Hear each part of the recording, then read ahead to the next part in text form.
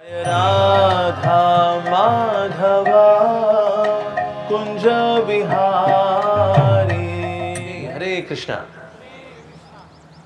तो पिछली बार हम चर्चा करते किस प्रकार से भगवान के भक्तों का संग करके हम अपने मन को अपलिफ्ट कर पाते हैं, उसको और उत्कृष्ट कर पाते हैं, उसको शुद्ध कर पाते हैं, उसको और कृष्ण भावना भावित कर पाते हैं। ओके, तो ओके, लेकिन अगर इस तरह के संतों के संग में आकर के भला हमें करना क्या चाहिए? तो यहां भगवान कपिल क्या बता रहे हैं कि ऐसे भक्तों के संग में आके हमें क्या करना चाहिए? मदाश्रया कथा मृष्टा शृण्वन्ति कथयन्ति च। तो हमें क्या करना चाहिए? भक्तों के संग में जा करके कृष्ण कथा का श्रवण करना चाहिए और कथा करनी चाहिए। लेकिन हम लोग जो आपस में मिलते हैं हम तो कथा कर नहीं पाते। अगर हम कभी सोचे भी चलो अगली बार हम मिलेंगे, हम सांसारिक बातें नहीं करेंगे, हम लोग क्या करेंगे? हम लोग तो कृष्ण कथा करेंगे। हाँ, लेकिन हम साथ मिलते भी है ना, तो कथा करना भी चाहते तो इतनी कुछ कथा कर नहीं पाते हैं। मतलब कृष्ण भगवान जो है, मतलब भगवान जो है, मतलब बहुत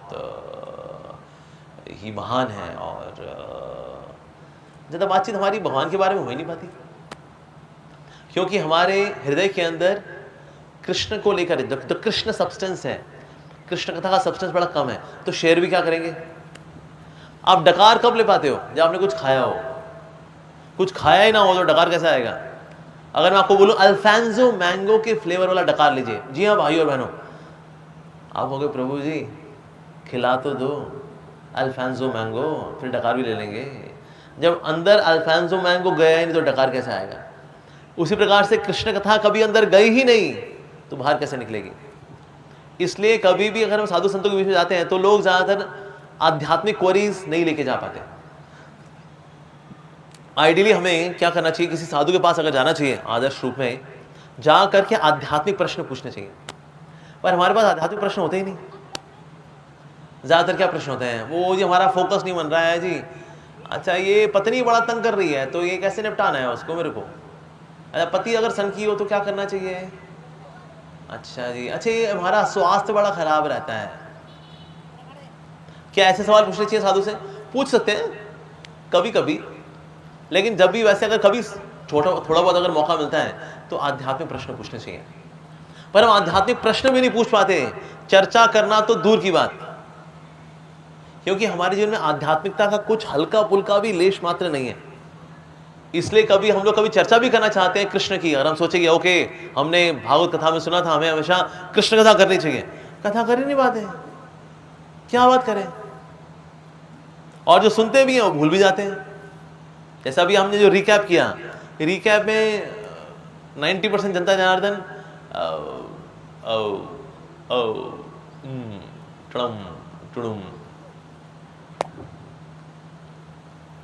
तो क्योंकि हम लिखते भी नहीं हैं, नोट भी नहीं करते हैं, उसके बाद इस पे मनन भी नहीं करते हैं, तो इसलिए आपस में चर्चाएं भी कृष्ण कथा वाली नहीं हो पाती।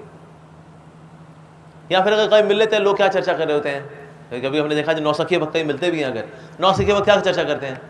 कहते हैं आपकी साड़ी बड़ी अच्छी है, कहाँ से ली आपने, ये कॉटन है, अरे इसमें एम्ब्रॉयडरी बड़ी अच्छी है, ये चिकन का काम लग रहा है। हाँ, कहाँ से? हम लखनऊ से है ना, लखनऊ में चिकन का बहुत काम होता है, अगली बार जाइए हमारे लिए एक ले आइएगा प्लीज। हरे कृष्णा। वाह, आखिर में बोल दो हरे कृष्णा, उससे पहले सब साड़ी कुर्ते धोती कुर्ते की वाली बातें, बस दैट्स इट। बच्चे क्या पढ़ाई कर रहे हैं, ये वो, बस दुनियादारी की सारी बातें, दैट्स इट। तो जब कभी हम साधु संग में आए तो हमें क्या करना चाहिए? हमें मदाश्रया कथा मृष्टा शृण्वन्ति कथयन्ति च, ये हमें करना चाहिए। वास्तव में जो कृष्ण कथा है वो श्रीमती राधिका से अभिन्न है। भगवान की आह्लादनी शक्ति, अंतरंगा शक्ति, आध्यात्मिक शक्ति, आदि शक्ति श्रीमती राधिका से अभिन्न है कृष्ण कथा। जैसे कृष्ण में और कृष्ण के नाम में कोई अंतर नहीं है, उस तरह से श्रीमती राधा रानी और कृष्ण कथा में कोई अंतर नहीं है। जिस तरह से बिना श्रीमती राधा रानी के, बिना श्रीमती राधिका के हमें कृष्ण नहीं मिल सकते, उसी प्रकार से बिना हरि कथा के, बिना कृष्ण कथा के हमें हरि नाम प्रभु नहीं मिल सकते। इस बार इसलिए कई बार लोग जो जप कर रहे हैं, जो कथा में नहीं आते, यहाँ आते हैं तो सब भूल भुला जाते हैं, ठीक से ध्यान से नहीं सुनते, ऐसे लोग माला कर रहे हैं लेकिन माला बड़ी सूखी सूखी है उनकी, हरे कृष्ण हरे राम राम राम राम हरे हरे, हरे कृष्ण राम राम राम हरे हरे राम। बस ये देखो, ऐसी चैंटिंग सुन के तो माइक भी बेचारा उड़ गया। चर्चा कर रहे थे कि भगवान श्री कृष्ण की जो कथाएं हैं, भगवान श्री कृष्ण की कथाएं ये श्रीमती राधा रानी से अभिन्न है। भगवान श्री कृष्ण का नाम भगवान श्री कृष्ण से अभिन्न है। जिस तरह से भगवान श्री कृष्ण हमें बिना श्रीमती राधा रानी के नहीं मिल सकते, उसी प्रकार से भगवान श्री कृष्ण का नाम ये हमें बिना कृष्ण कथा के नहीं मिल सकता। तो इसलिए ऐसे लोग जो हरि कथा से दूर रहते हैं, ऐसे लोग भली माला करें, माला करते हैं, माला करते करते माला टूट जाती है और ऐसी रगड़ा मार माला कर रहे होते हैं, पूरे दिन करते हैं वो। देखो कई लोग जो है माला हाथ में लेकर ही चलते रहते हैं, रा रा रा हरे हरे रा रा रा हरे हरे। ऐसी रूखी सूखी बिना हृदय वाली, बिना भावनाओं वाली खोखली माला क्यों जाती है? क्योंकि जब कृष्ण कथा नहीं होगी तो कृष्ण नाम भी ठीक से होने वाला नहीं है। तो इसलिए साधु संतों के समाज में आकर हमें क्या करना चाहिए? श्रीमती राधा रानी का अनुभव करना चाहिए, श्रीमती राधा रानी की कृपा लेनी चाहिए कृष्ण कथा को सुन करके।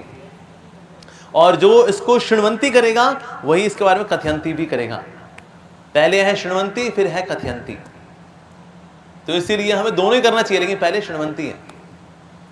तो जितने हम कृष्ण कथा करेंगे, जितना हम बोलते हैं, होता क्या देखिए, सबसे ज्यादा हमारे मन के ऊपर जो संस्कार बनते हैं वो वाणी से बनते हैं।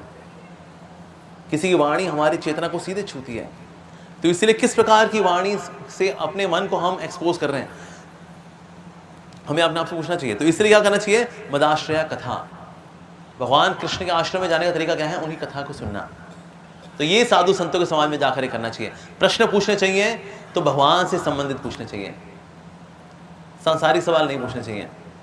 एक आध बार कभी आपने पूछ लिया अच्छे श्वास को लेकर के, बात समझ में आती है, लेकिन हमारे पास और कोई प्रश्न है ही नहीं, ये तो बहुत गलत बात है, ऐसा नहीं करना चाहिए।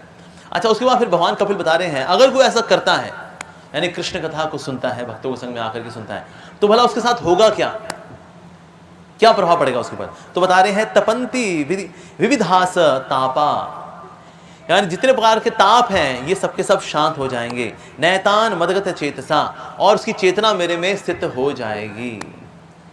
तो संसार कई प्रकार के ताप हैं और वह सता रहे हैं।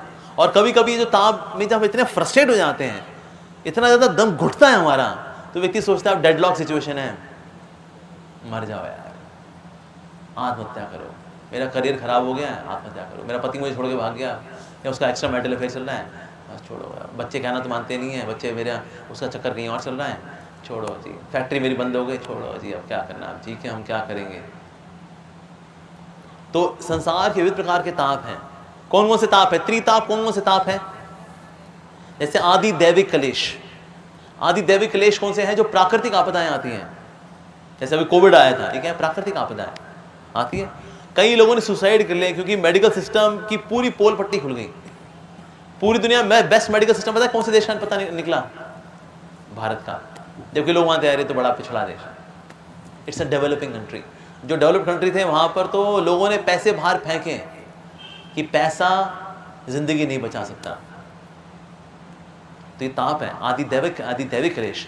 और कौन से कलेश होते हैं? आदि भौतिक कलेश, यानी कि और लोगों से मिलने वाले दुख, चाहे वो सगे संबंधी हो, मेरा बॉस हो, मेरा एम्प्लॉय हो, मेरा पड़ोसी हो, मेरी पत्नी हो, मेरे बच्चे हो, मेरा पति हो, सरकार हो, कोई भी हो, कोई ऑफिशियल हो, कोई गवर्नमेंट ऑफिशियल हो। दुख जो है किसी ना किसी लिविंग एंटिटी से आ सकता है, दूसरी जीवात्माओं से मिलने वाला दुख। जैसे मलेरिया का मच्छर, क्या किया उसने? सिर्फ सुई अंदर डाली, आधी बूंद पी ली और आपको एक प्रसाद दिया अपना मलेरिया के रूप में, खत्म। तो ये क्या है? आदि भौतिक कलेश। और तीसरे क्लेश है आदि आध्यात्मिक कलेश, यानी खुद के शरीर से मिलने वाले कलेश, खुद के मन से मिलने वाले कलेश। कुछ लोगों के जीवन में सब बढ़िया है, शरीर खराब है, उसके सामने लोग बढ़िया बढ़िया पकवान खा रहे होते हैं, ये सुबह खिचड़ी खाता है, शाम को दलिया खाता है। आए, शरीर से मिलने वाले कष्ट। मैं एक भक्त से मिला था, उस बेचारे के साथ क्या, उसकी इंटेस्टाइन में ऐसा है कि ना वो मल को रोक नहीं पाती, तो इससे उसका मल हमेशा निकलता रहता है। तो इसलिए उसको एडल्ट डायपर पहन करके हमेशा रहना पड़ता है, क्योंकि मल हमेशा निकल ही रहा है। इस अवस्था में ना वो मंदिर नहीं, आप मतलब अंदर आने की उसकी इच्छा नहीं होती। भक्त लोग बोलते हैं आप आइए अंदर आइए, कोई बात नहीं, शरीर दूषित है तो है, क्या कर सकते हैं, बीमारी है, मल अंदर नहीं रुकता। कहता है नहीं प्रभु मैं ऐसे कैसे आ जाऊँ, मेरा मल अंदर लगा हुआ है, अंदर डायपर में मल लगा हुआ है, मैं ऐसे अंदर कैसे आऊँ। तो डिवोटीज को जबरदस्ती कभी कभी लेके आते, लेकिन वैसे वो नहीं आता, उसका मन नहीं करता। तो कभी उसको बहुत वो होता है, क्या शरीर है ये, क्या बीमारी लगी है बताओ। तो इसीलिए शरीर से मिलने वाले कलेश, और शरीर से मिलने वाले कलेश से भी ज्यादा क्या है, मन से मिलने वाले कलेश। और आप देखिए शरीर की प्रोग्रामिंग दुखों के लिए ज्यादा हुई है। एक्चुअली जवानी में ना शरीर के कलेश पता नहीं चलते, लेकिन जो बुजुर्ग हो गए उनको पता लगता है।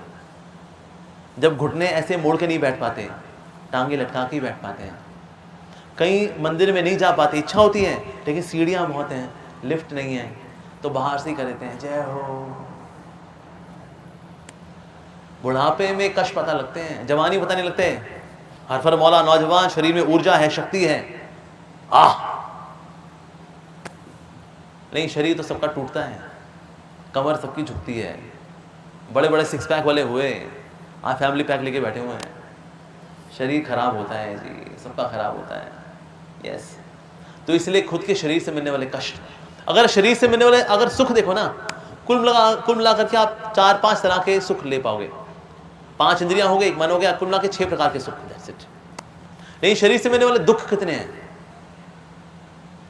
शरीर से कितने प्रकार के दुख दिए जा सकते हैं किसी को। मैं आपको कुछ एग्जांपल देता हूं। जैसे किसी के दांत पे कीड़ा लग जाए अगर, और यहां दर्द होता रहता है, वो ऐसा व्यक्ति कथा में बैठ जाएगा ना, अगर आए आए आए, एक हल्का सा दांत का दर्द आपका सारा फोकस खराब कर देता है। घुटनों का दर्द, जो बेचारे उठते बैठते हैं उनको पता लगता है, अरे अरे अरे अरे अरे रुक जाओ, कष्ट है। अगर किसी के शरीर में ब्लेड से छोटे छोटे कट लगाए जाएं, उनमें एक एक बूंद हार्पिक डाला जाए, कैसा है, मजा आएगा ना। अगर किसी के प्लास से उसके नाखून खींच खींच के निकाले जाएं, अच्छा लगेगा ना। अच्छा, किसी के मुंह में अगर स्कॉर्पियन डाल दिया जाए, बिच्छू, अच्छा है ना, नहीं। किसी की हड्डियों को ऐसे पकड़ के धीरे धीरे करके मोड़ा जाए और 360 डिग्री किया जाए, टांगों को भी हाथों को भी, आंखों में लाल मिर्ची डाली जाए, ऐसे कितने तरीके बताए जा सकते हैं। मैं पूरी अभी 2 घंटे की कथा ऐसे एग्जाम्पल के साथ कर सकता हूं, क्योंकि शरीर दुख के लिए ज्यादा बना है, सुख के लिए कम बना है। अगर मैं अभी आपसे सवाल पूछना, अच्छा बताइए शरीर से मिलने वाले सुख क्या है, आप बताओ प्रभु जी कुछ बढ़िया सूंघ लिया, कुछ टेस्टी खा लिया, कुछ मुलायम छू लिया, कुछ मधुर सुन लिया, कुछ सुंदर देख लिया, या किसी के साथ आप थोड़ा घूमने चले गए, चलो जी वर्ल्ड टूर पे चलते हैं, यूरोप घूम के आते हैं। ऐसे कुल मिलाकर कितने सुख बता लोगे आप? मैंने 6 बताया, अभी आप 10 बता दोगे। That's it। दुख कितने हैं? 2 घंटे कथा हो सकती है on all kinds of innovative वे। क्या क्या रचनात्मक तरीके हैं शरीर को दुख देने के, बहुत सारे तरीके हैं। तो शरीर जो है दुख के लिए ज्यादा प्रोग्राम्ड है, तो इसको बोलते हैं आध्यात्मिक कलेश। तो त्रिताप का मतलब क्या है? 3 प्रकार के कलेश हमारे जीवन में है, आदि भौतिक क्लेश, आध्यात्मिक क्लेश और आदि दैविक क्लेश। आदि दैविक क्लेश इंडिया में थोड़े कम आते हैं, क्योंकि इंडिया जो है पुण्य स्थान है। जैसे यहाँ ज्वालामुखी नहीं फटते, यहाँ पर अर्थक्वेक वगैरह नहीं आते, सुनामी वगैरह नहीं आता। कभी एक साउथ इंडिया में आया था, कभी बुर्ज में भूकंप आया था, कभी एक बद्रीनाथ केदारनाथ में बाढ़ आई थी, बिरला, क्योंकि भारत एक पुण्य भूमि है, धर्म भूमि है। लेकिन ये त्रिताप हैं, किसी जीवन में कम है, किसी जीवन में ज़्यादा है। बाकी जन्म मृत्यु बुढ़ापा बीमारी वो तो है ही है, वो तो सबके साथ हैं। तो नरेंद्र मोदी के साथ भी है, शाहरुख खान के साथ भी है, हमारे साथ भी हैं, आपके साथ भी हैं, कॉमन सबके साथ है। लेकिन इन सबके सबसे व्यक्ति की मुक्ति होती है तपंती विविधास तापा। व्यक्ति जो है विविध प्रकार के जितने भी ताप हैं इनसे मुक्त होता है, और साथ ही नैतान मदगता चेतसा, उसकी चेतना, उसकी बुद्धि, उसका मन, उसकी इच्छाएं मेरी ओर हो जाती हैं, ऐसा होता है। तो त्रिताप कटते हैं। ऐसे कितने ही एग्जाम्पल्स हैं कि लोग आत्महत्या करने वाले थे, उनके पास भगवद गीता पहुंच गई, भगवान का नाम पहुंच गया, भगवान का प्रसाद पहुंच गया, उन्हें सुसाइड का विचार छोड़ दिया। एक व्यक्ति था, उसने सोचा हुआ था कि ना जीवन में क्या करेंगे जी करके, कुछ करना क्या, बस लाइफ जी रहे हैं, खा रहे हैं, सो रहे हैं, बस यही है, और क्या करेंगे ऐसे जीवन का। तो उसने सोचा कि ना आत्महत्या कर लेते हैं, लेकिन आत्महत्या करते हो थोड़ा दर्द भी होगा, तो कोई ऐसा तरीका ढूंढते जिससे कि ना दर्द कम हो। क्या किया जाए। तो उसने बड़ी रिसर्च करके पता किया कि अगर कार्बन मोनोऑक्साइड से दम घुट के मरे तो दर्द कम होता है, मरते वक्त दर्द कम होगा। तो उसने क्या कि अपनी जो गाड़ी थी, गाड़ी के सारे शीशे बंद किए और गाड़ी के शीशे बंद करके अंदर कार्बन मोनोऑक्साइड का सिलेंडर ऑन कर दिया उसने। अब जो गैस थी वो बड़ी धीरे धीरे निकल रही थी। यार इतना बहुत धीरे धीरे निकल रही है यार, मरने बहुत टाइम लग जाएगा ये तो, क्या करें। अब बड़ा बोर हो रहा था वो, वेट करा, कार्बन मोनोऑक्साइड निकले, दम घुटे, मैं मरूं, टाइम बीत नहीं रहा उसका। तभी जो है खिड़की पे किसी ने नॉक किया, हरे कृष्णा, ये भगवद गीता लेंगे, हम लोग भगवद गीता बांट रहे हैं, भगवद गीता लेंगे आप। उसने सोचा ये तो गैस तो पता नहीं कम निकलेगी, कम दम घुट के मरेगा, 2-4 पेज पढ़ लेते हैं, टाइम पास हो जाएगा अपना, और क्या। तो उसने शीशा नीचे किया, ये कितने की है, या सर $5। उसको पकड़ा है $100, कहते कीप द चेंज, मैंने तो मरना ही है, मैं करूँगा पैसे का, या पैसा रख जा। शीशा ऊपर किया and started reading the Bhagavad Gita.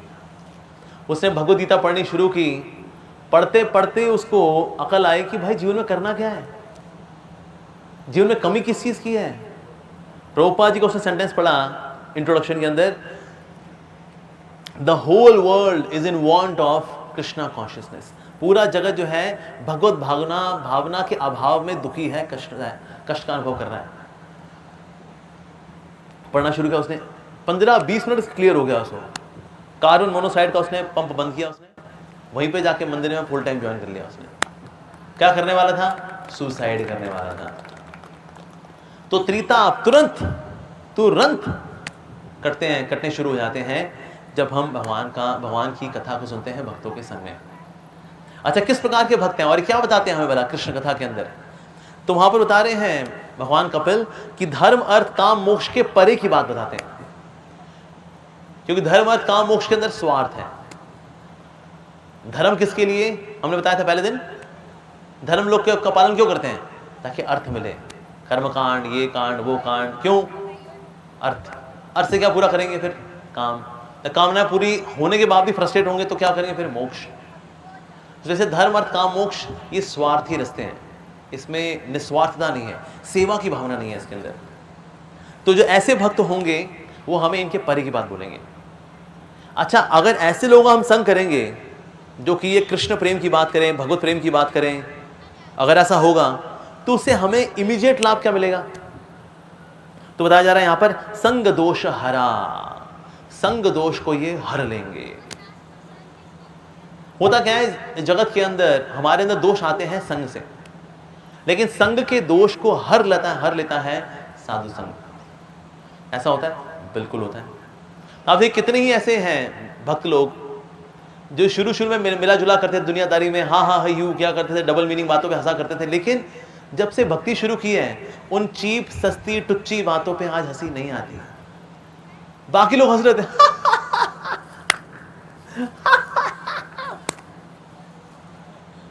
हम लोग भी हंसते हैं, लेकिन ना या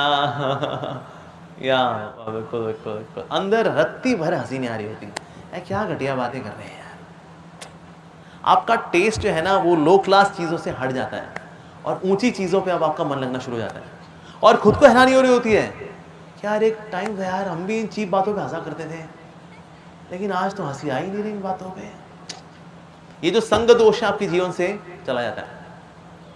साथ ही क्या होता है, क्योंकि आपकी कंसेप्शंस चेंज होती हैं।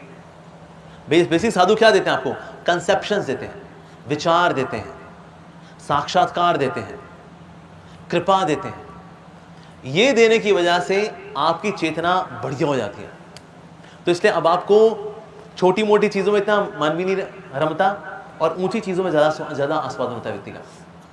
छोटी मोटी दिक्कतों का पता नहीं चलता। अब पहले जिन बातों में हम रोया करते थे, अबे क्या यार प्रमोशन हुई नहीं यार, 1500 रुपये दिए उन्होंने, अबे रद्दी कंपनी, कीड़े पड़े ना, ऐसे क्या करते थे हम तो। लेकिन यही हरि कथा सुन करके, भक्तों और संग करके, संग दोष जब दूर होता है तो लाइफ में कुछ उतार चढ़ाव चल भी रहा होता है, व्यक्ति कहता है चलो कोई नहीं यार, 2 वक्त की रोटी चलती रही है जी, चलाए चलो जी, तो संग दोष चला जाता है। साथ ही होता क्या है, संग दोष बल्कि हमें और दूषित नहीं कर पाता। अगर कोई व्यक्ति भगवान का नाम नियमित रूप से ले रहा है, अगर वो नियमित रूप से भक्तों का संग कर रहा है, तो भगवान की आध्यात्मिक शक्ति श्रीमती राधिका हमारी रक्षा करती है, हमारे आसपास एक ऐसा ऑरा बनाती है जिसकी वजह से असत्संग अनकंफर्टेबल फील करता है हमारे पास आने में। अरे छोड़ना, अरे पंडित हो गया यार, क्या बातें करें उससे, वो भगत हो गया, वो इस्कॉन जाता है यार, और क्या, नहीं तो देखा नहीं गले में उसकी कंठी माला है उसके, और क्या, वो तुलसी की लकड़ी वाली माला पहनी तो ये उसने अब, और क्या, अब छोड़ना, उससे क्या बात करें यार, और क्या। हम सोच रहे कोई गंदी डबल मीनिंग वाली नॉनवेज बातें करें, क्या बातें करें उससे भाई। असत संगति जो है आपके पास आने से कतराती है, उसको थोड़ा सा ना अनकंफर्टेबल फील होता है, ऐसा होता है। मुझे याद है जब मैं काम किया करता था तो हमारी टीम में एक नया लड़का आया, उसको पता नहीं था मैं हरे कृष्ण भक्त हूँ, और हमारे यहाँ पर हर फ्राइडे को दारू पार्टी हुआ करती थी ऑफिस में, उसको बोलते बूज पार्टी। तो फ्राइडे को सबको ईमेल जाया करती थी, शुक्रवार का दिन है, शुक्र है, शुक्रवार है, Friday should not be dry day, तो इसने हम दारू पिएंगे। तो मेरे पास यहाँ कहते सर आप भी चल रहे हैं ना सर, चल रहे हैं मतलब कहाँ चल रहे हैं सर, ईमेल आई ना सर, देखा नहीं आपने, ईमेल नहीं, मेरे को तो कोई ईमेल नहीं आई, और मेरे को समझा रहा ही था कि अभी इसके बाद जाना है, ऑफिस के बाद दारू पीने के लिए जाना है अभी। तब एक और व्यक्ति खड़ा हो गया, मेरे टीम का था पुराना मेंबर, जो वो भी सीनियर था, अरे उसको मत बोल, वो हरे कृष्णा वाला है, उसको पता लगा ना हम दारू पीने जा रहे हैं, वो ताने मार मार के हमारे दारू निकाल देगा। उसके बाद से ये जो नया लड़का था वो हरे कृष्णा करता था, सर हरे कृष्णा। बुरी संगति आपके पास आने में कतराती है, क्योंकि आपका ऑरा अलग हो जाता है, क्योंकि वो ऑरा किसका है, वो ऑरा है श्रीमती राधिका की कृपा का। श्रीमती राधा रानी भक्तों का बहुत ध्यान रखती हैं। ये कृष्ण कथा है कौन, श्रीमती राधिका ही है। तुम्हारी कंसेप्शन में जा कौन रहा है, श्रीमती राधिका की कृपा। क्योंकि उनकी कृपा जा रही है तो इसलिए वो हमारी रक्षा करती है, तो इसलिए असत्संग जो है हमको दूषित नहीं कर पाता। अगर असत्संग आ गया और उसने दूषित बातें कर ली आपके साथ, इवन देन आप कभी भी ना उस चीज से रिलेट नहीं कर पाते, और आप देख पाते हैं बकवास बातें चल रहा है ना, एकदम बकवास, एकदम बिना सर पैर की बातें। फिर भी हालांकि सोशली अपने आप को, सामाजिक रूप से अपने आप को बताने के लिए कि हाँ हम भी नॉर्मल है, हम भी कर लेते हैं, हाँ यार नहीं आप लोग करो, बड़े अच्छा ओके ओके बढ़िया बढ़िया, ड्रामेबाजी। पर भक्त करता है ड्रामेबाजी, क्यों? क्योंकि उसका हृदय के साथ कनेक्शन नहीं रहा है। लेकिन अब ड्यूटी है तो ठीक है जी, करते हैं, ड्यूटी पूरी करते हैं। लेकिन संग दोष है उसके जीवन से चला जाता है। तो इस प्रकार से कृष्ण कथा सुन करके नियमित रूप से भक्तों के मुख से ऐसा व्यक्ति तर जाता है। ठीक है जी। अच्छा, और क्या क्या होता है भला? तो फिर आता है बड़ा फेमस श्लोक है श्रीमद् भागवतम का, तीसरे स्कंद का ही 25वें अध्याय का 25वां श्लोक। मेरे पीछे सब बोलेंगे, सताम प्रसंगा मम वीर्य संविदो भवन्ति हृत्कर्ण रसायन कथा तज्जोषनात् अपवर्ग वर्तमनि श्रद्धा रतिर भक्तिर अनुक्रमश्यति। सताम प्रसंगान मम वीर्य संविदो। सताम कौन है? भगवान के शुद्ध भक्त। ठीक, सताम प्रसंगान मम वीर्य संविदो, यानी कि मेरी कथाओं का आपस में जब चर्चा करते हैं। वीर संविदो मतलब भगवान की वंडरफुल हीरोइक एक्टिविटीज, उनके बारे में चर्चा करते हैं। तो है क्या ये? भवन्ति हृत कर्ण रसायन कथा। तो पहले क्या है? भवन्ति हृत से पहले क्या आएगा? लेकिन कर्ण। भवन्ति हृत, हृदय को भी बहुत आनंद देती है और कानों को भी बहुत आनंद देती है। भवन्ति हृत कर्ण रसायन, रसायन मतलब क्या होता है? It's like something very tasty, very very pleasing, जो आनंददायक है, अद्भुत है, ऐसा अनुभव होता है और सबको अच्छा लगता है। कृष्ण कथा सबको अच्छी लगती है। कभी व्यक्ति से पूछो भाई तुम्हें क्या पसंद है? सर हमें तो चाहिए थोड़ा एक्शन हो। एक्शन है, बिल्कुल है। कंस के साथ एक्शन, जरासंध के साथ एक्शन, एक्शन है, बिल्कुल है। कालिया के साथ एक्शन। अच्छा और क्या चाहिए बताओ? यस सर रोमांस, हमको रोमांस बड़ा अच्छा लगता है सर। बिल्कुल है। भगवान श्री कृष्ण है, गोपियां हैं, श्रीमती राधा रानी है, सीताराम जी हैं, रोमांस भी है। और क्या चाहिए तुमको बताओ? सर हॉरर, हॉरर बड़ा अच्छा लगता है हमें। हॉरर, हॉरर भी है। अघासुर आया, बड़ा सा राक्षस है वो, उसके अंदर चले गए भगवान गोपियों को सब बचाने के लिए। हॉरर भी है वहां पर। अच्छा वाह जी वाह। अच्छा थ्रिल, थ्रिल चाहिए? पर वहां पे थ्रिल भी चाहिए हमको। तो थ्रिल कहाँ मिलेगा जी? भगवान कृष्ण की लीलाओं के अंदर थ्रिल भी है। जब गिरिराज गोवर्धन उठाया, अरे उसमें बहुत कुछ है उसके अंदर। तो भगवान कृष्ण की लीलाओं में एक कर्मी व्यक्ति के लिए भी, संसारी व्यक्ति के लिए भी बहुत कुछ है। रोमांस भी है, थ्रिल भी है, एक्शन भी है, सस्पेंस भी है, सब है उसके अंदर। तो इवन कर्मी लोगों को भी कृष्ण कथा बड़ी अच्छी लगती है। कहते कुछ भी हो, कुछ सीखें ना सीखें, कथा बढ़िया है। सांसारिक व्यक्ति को भी कृष्ण कथा अच्छी लगती है। अच्छा मुक्ति की आकांक्षा वाले को, मुक्ति की आकांक्षा वाले को भी कृष्ण कथा अच्छी लगती है, क्योंकि मुक्त हो रहा होता है। भगवान कृष्ण की कथाएं मुक्त करती हैं हमें। जैसे फॉर एग्जाम्पल अगर कोई भगवान श्री कृष्ण की कालिया दमन की लीला सुनता है तो हृदय की ईर्ष्या चली जाती है। जितनी बार सुनेंगे उतनी ईर्ष्या कटेगी, क्योंकि कालिया रिप्रेजेंट्स ईर्ष्या। अगर कोई इंद्र के अहंकार भंजन की कथा सुनता है तो हमारे अंदर जो अहंकार है वो कटता है। अगर कोई धेनुकासुर को मारने की कथा सुनता है तो किसी को और ज्ञान का अहंकार है कि मैं बहुत कुछ जानता हूं, लेकिन है गधे की तरह से ज्ञान लेके चल रहा है, साक्षात्कार कुछ नहीं किया, तो ज्ञान का अहंकार ठंडा होता है। अगर कोई चंद्रचूड़ नाम के राक्षस जो कि गोपियों का हरण करने के लिए आया था, भगवान कृष्ण उसका मारा, अगर ये लीला सुनता है तो हृदय के अंदर जो लस्ट है, काम वासनाएं हैं, वो नष्ट होती हैं। या रासलीला के चैप्टर सुनता है किसी प्रमाणिक वैष्णव से, सिद्धांत के साथ, तत्व के साथ, तो भी काम वासनाएं नष्ट होती हैं। क्योंकि मैं देख रहा हूं भगवान कृष्ण एंजॉयर हैं, स्त्रियां तो कृष्ण के लिए हैं, ये बार बार सुनता हूं, इसमें मनन करता हूं, तो हृदय की काम वासनाएं नष्ट होती हैं। तो अगर वो मुक्ति कामी चाहता है कि वैसे कला कलेश से निकले, ये कृष्ण कथा तो उसके लिए भी बड़ी प्लीजिंग है। अच्छा जो कृष्ण से प्रेम करना चाहते हैं उनके लिए भी बहुत प्लीजिंग है। जो कृष्ण प्रेमी होते हैं वो देखते हैं भाई कृष्ण कितने सुंदर तरीके से भगवान के साथ, भगवान जो अपने भक्तों के साथ आदान प्रदान कर रहे हैं। अरे जो देखता है कि भगवान श्री कृष्ण हैं, जब वो गोपियों को देखते हैं तो कृष्ण का जो रूप है वो और सुंदर हो जाता है। उनकी बड़ी हुई सुंदरता को देखकर ही गोपियों का प्रेम और अधिक बढ़ जाता है। उनके बड़े हुए प्रेम को देखकर के इनकी सुंदरता और बढ़ जाती है। इनकी बड़ी हुई सुंदरता को देखकर इनका प्रेम और बढ़ जाता है। इनके बड़े हुए प्रेम को देखकर इनकी सुंदरता और बढ़ जाती है। इनकी बड़ी हुई सुंदरता को और देख करके इनका प्रेम और बढ़ जाता है। इनके बड़े हुए प्रेम को देखकर इनकी सुंदरता और बढ़ जाती है। कृष्ण की सुंदरता और जो बढ़ जाती है, गोपियों का प्रेम और बढ़ जाता है। गोपियों का और प्रेम बढ़ जाता है तो इससे इनकी सुंदरता और बढ़ जाती है। इस तरह से कृष्ण प्रेम और कृष्ण की सुंदरता में एक प्रतिस्पर्धा होती है, कॉम्पिटिशन। तो बताइए इस प्रतिस्पर्धा में कौन जीता? गोपियों का प्रेम जीता या कृष्ण की सुंदरता जीती? ये मेरा आपसे सवाल। कौन कौन मानता है गोपियों का प्रेम जीता? कौन कौन मानता है कृष्ण की सुंदरता जीती? अच्छा कौन कौन मानता है टाई हुआ? अच्छा कौन कौन कंफ्यूज्ड है? जो कंफ्यूज वाले बिल्कुल सही हैं। आज तक ये प्रतिस्पर्धा चल रही है, इवन आज भी ये प्रतिस्पर्धा चल रही है। आज तक इस प्रतिस्पर्धा को कोई नहीं जीता। आज भी कृष्ण की सुंदरता बढ़े जा रही है, बढ़े जा रही है, बढ़े जा रही है, बढ़े जा रही है, बढ़े जा रही है, बढ़े जा रही है, बढ़े जा रही है। गोपियों का प्रेम बढ़े जा रहा है, बढ़े जा रहा है, बढ़े जा रहा है, बढ़े जा रहा है, बढ़े जा रहा है, बढ़े जा रहा है। अच्छा थमा नहीं क्या अभी तक? नहीं चाहिए, बढ़े जा रहा है, बढ़े जा रहा है, बढ़े जा रहा है, बढ़े जा रहा है, बढ़े जा रहा है, बढ़े जा रहा है। इस जगत के अंदर सुंदरता आती है, लेकिन कुछ समय के बाद ढलनी भी शुरू हो जाती है।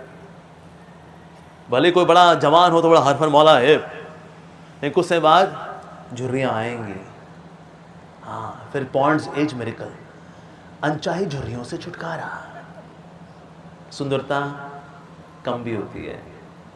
प्यार मोहब्बत शादी से पहले बहुत होता है, शेरो शायरियाँ, घूमना फिरना, धूम धड़ाका, वेरी गुड। शादी के बाद जो व्यक्ति शादी से पहले बोलता है मैं तो तुम्हारे लिए चांद सितारे तक तोड़ के ले आऊंगा, शादी के बाद बाजार से 2 किलो आलू लेके आ पाता है वो। वाइफ बोलती रहती है ले आओ ना आलू, आलू के पराठे बनाने कहता है मैं अभी इंडिया पाकिस्तान में मैच देख रहा हूँ, प्लीज डोंट डिस्टर्ब। क्या लेकिन तुम मुझसे बोले थे कि तुम मेरे लिए चांद सितारे तोड़ के लेकर के आओगे, क्या तो आलू नहीं ला सकती क्या? देखो मैंने चांद सितारे बोले थे, मैंने आलू का वादा कभी नहीं किया था, प्लीज। प्यार खत्म। तो इससे ये जो है कि प्रेम बढ़ता रहे बढ़ता रहे बढ़ता रहे बढ़ता रहे, सुंदरता बढ़ती रहे बढ़ती रहे बढ़ती रहे बढ़ती रहे बढ़ते रहे बढ़ते रहे बढ़ते रहे बढ़ते रहे बढ़ते रहे और बढ़ते रहे बढ़ते रहे बढ़ते रहे और बढ़ते रहे बढ़ते रहे और सिर्फ बढ़ते ही रहे। ये सिर्फ आध्यात्मिक जगत में होता है, ओनली इन स्पिरिचुअल वर्ल्ड। तो कोई जब इस प्रकार के आख्यान सुनता है तो उसका भगवान कृष्ण से प्रेम और अधिक बढ़ता है। वाह क्या प्रेम है, क्या भक्ति है, वाह अद्भुत। तो कृष्ण कथा क्या है? कृष्ण कथा इज प्लीजिंग, भवंति हृत कर्ण रसायन कथा। ये कानों के लिए भी प्लीजिंग है और हृदय के लिए बड़ी प्लीजिंग है कृष्ण कथा। इसलिए कृष्ण कथा जो है, इवन कृष्ण कथा is used for corporate sessions. Why? Because it is pleasing to everyone. Yes, तो भवंति हृत कर्ण रसायन कथा, it is meant for everyone. चाहे कोई संसारी व्यक्ति हो, चाहे वो हृदय के दोष से मुक्त होना चाहता हो, कृष्ण से प्रेम बढ़ाना चाहता हो, भगवान से प्रेम बढ़ाना चाहता हो, सभी लोगों के लिए कृष्ण कथा इज प्लीजिंग। रसायन कथा, साथ ही रसायन का और मतलब भी होता है, रसायन का मतलब होता है टॉनिक। कृष्ण कथा कैसी है? ये टॉनिक है, इससे शक्ति मिलती है हमें। कैसी शक्ति मिलती है? आध्यात्मिक शक्ति मिलती है, हमारी स्पिरिचुअल पोटेंसी बढ़ती है। इसलिए आप देखो जितने भी धर्म हैं, इन धर्मों का अगर कोई पालन करता है उसमें नैतिकता तो बढ़ती है पर स्पिरिचुअलिटी नहीं बढ़ती। मैं एक बार मिला था एक ईसाई प्रीस्ट से मिला था मैं। So we had some very good discussion. सो हम डिस्कस कर रहे थे क्रिश्चियनिटी में, हिंदुइज्म में क्या कॉमन है। We were having very good discussion. Now he was also a monk, वो भी मंक के तौर पे जी रहा था एक चर्च के अंदर। तो उसने मुझसे शेयर किया, कहता है अच्छा ये बताओ यार, तुम भी मंक हो, मैं भी मंक हूँ, लेकिन मेरा तो बड़ा अट्रैक्शन हो जाता है। हमारे यहाँ सिस्टर वगैरह भी हैं, तो मेरा ना 2 से चक्कर भी चला है मेरा। एक को तो मैंने बीच में गलती से कर भी दिया था, उसको फिर अबॉर्शन कराना पड़ा। तो ना, लेकिन मैं सोचता हूँ मतलब क्या है यार, मतलब क्यों गलती हो जाती है? What kind of monk I am? I am a monkey, I am not a monk. क्यों? तो हाउ डू यू मेंटेन? उसने मेरे से पूछा। मैंने कहा बहुत सिंपल, जितना ज़्यादा भगवान के रूप, गुण, लीला, नाम इत्यादि के बारे में पता लगेगा, उतना ज़्यादा ये आकर्षण बढ़ता है। फिर ये आकर्षण फीका शुरू हो जाता है। ये भी रहता है लेकिन ये फीका होना शुरू हो जाता है, तो ये बढ़ना शुरू होता है। तो मैंने कहा बाइबल में पढ़ो ना, भगवान का नाम, रूप, गुण, लीला कुछ दिया होगा ना। बाइबल में ना ये सब दिया ही नहीं है। बाइबल में तो नाम भी नहीं दिया हुआ, सिर्फ गॉड गॉड लिखा हुआ है, लेकिन उस गॉड का नाम क्या है? नाम तो दिया ही नहीं है। वो दिखता कैसा है पता नहीं। इससे कई लोग एज्यूम करते हैं गॉड कोई बूढ़ा आदमी होगा, दाढ़ी वाड़ी होगी उसकी। आई क्रिएटेड दिस वर्ल्ड, ऐसा क्या? लाइक निट्जी नाम का एक जर्मन फिलोसफर था, उसने बोला I would have believed in existence of God if God could dance. मैं भगवान की सत्ता में विश्वास करता अगर भगवान नृत्य कर सकते। बिकॉज एज पर बाइबल में God is a God of justice, that's it. Those who are pious, they come to heaven, and those who are impious, they go to hell. भगवान जी इसके अलावा और कुछ करते हैं आप? No. In Bible there is no other description about me. तो उनके रूप का वर्णन भी नहीं है, उनकी लीलाओं का वर्णन भी नहीं है। कुछ गुणों का वर्णन है, that he is very merciful, he is very compassionate, he is very pure, लेकिन डिटेल वर्णन नहीं है। तो क्योंकि भगवान के नाम, रूप, गुण, लीला के बारे में ना तो इस्लाम में कुछ दिया गया है, ना क्रिश्चियनिटी में दिया गया है, ना जैन धर्म में दिया गया है, ना किसी और धर्म में है, मिलता ही नहीं है एक्चुअली। इसीलिए वो अट्रैक्शन भी भगवान के प्रति कभी आ ही नहीं पाता। तो टॉनिक कभी मिल ही नहीं पाता, स्पिरिचुअलिटी का टॉनिक मिल ही नहीं पाता। इसलिए दुनिया में जितने धर्म है, सनातन धर्म के अलावा ज्यादातर मोरालिटी तक ही लोग ले जा पाते हैं, नैतिकता तक ही ले जा पाते हैं। अपने पड़ोसी से वैसा व्यवहार करो जैसा तुम एक्सपेक्ट करते हो कि पड़ोसी तुमसे व्यवहार करे। कभी हिंसा मत करो, दाउ शैल नॉट किल। अब ये सब अच्छी बातें हैं, पर ये सब नैतिकता है, दिस इज मोरालिटी। लेकिन स्पिरिचुअलिटी भला कहां से शुरू होती है? स्पिरिचुअलिटी शुरू होती है भगवान के नाम रूप गुण लीला से। किसी भी धर्म के अंदर नाम रूप गुण लीला नहीं है। सनातन धर्म में भी एक फैक्शन है जो कि भगवान को निराकार मानता है। जो निराकार मानता है ये भी नाम रूप गुण लीला की ओर नहीं आ पाते बेचारे, जानते हैं नाम रूप गुण लीला है लेकिन आ नहीं पाते क्योंकि निराकार को सब कुछ मानते हैं, दत्त तरह की। तो रसायन का एक मतलब है टॉनिक। भवंति हृत कर्ण रसायन कथा, ये कथा कैसी है? रसायन, इट्स अ टॉनिक। टॉनिक से क्या होता है? कमजोरी दूर होती है। टॉनिक से क्या होता है? शक्ति मिलती है। टेम्पटेशंस को नो कहने के लिए, आकर्षण को ना कहने के लिए शक्ति चाहिए।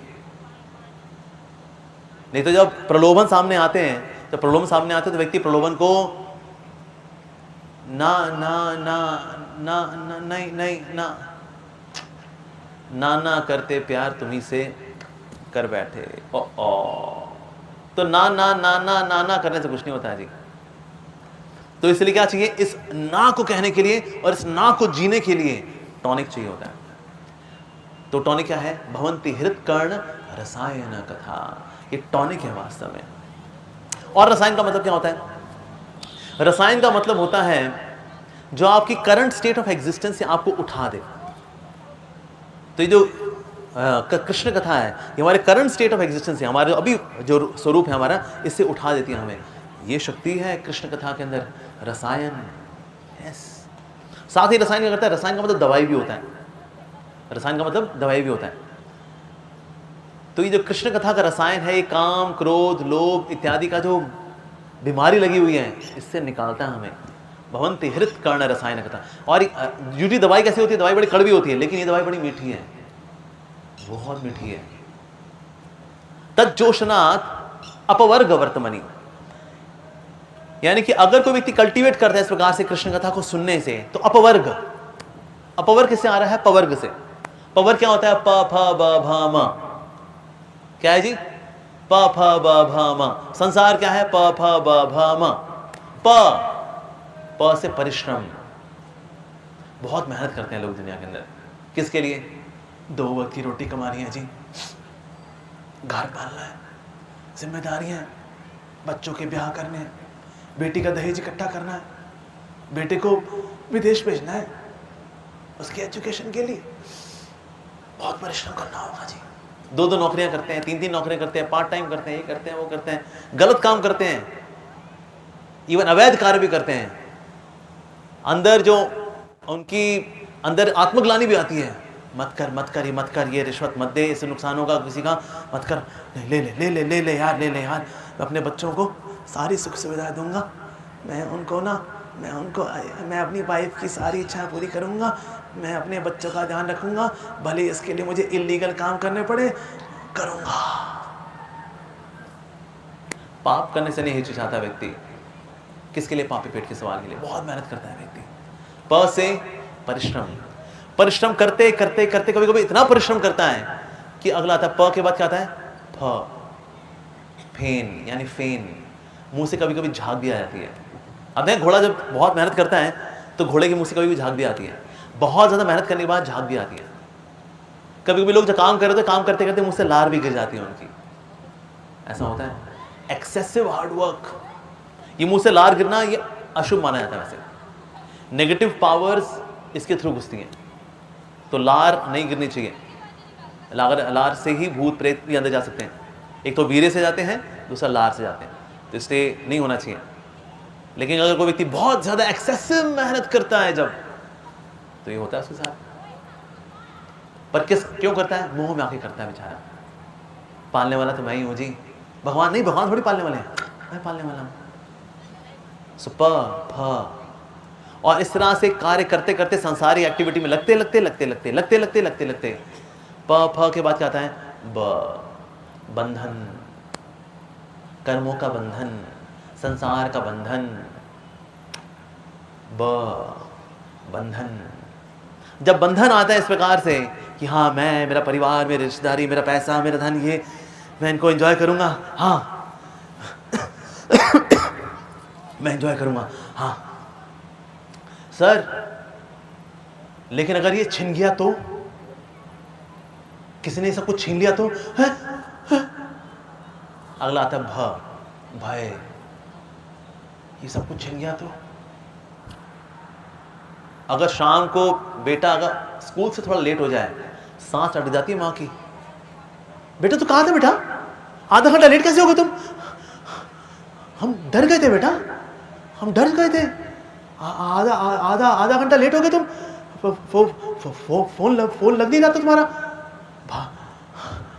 भाई भाई, बड़े बड़े ऑफिस भाई में जीते हैं। आप देखा पंच कार्ड, पंच कार्ड क्या दिखाता है? पंच कार्ड ये बता रहा है ये कंपनी भाई में जीती है।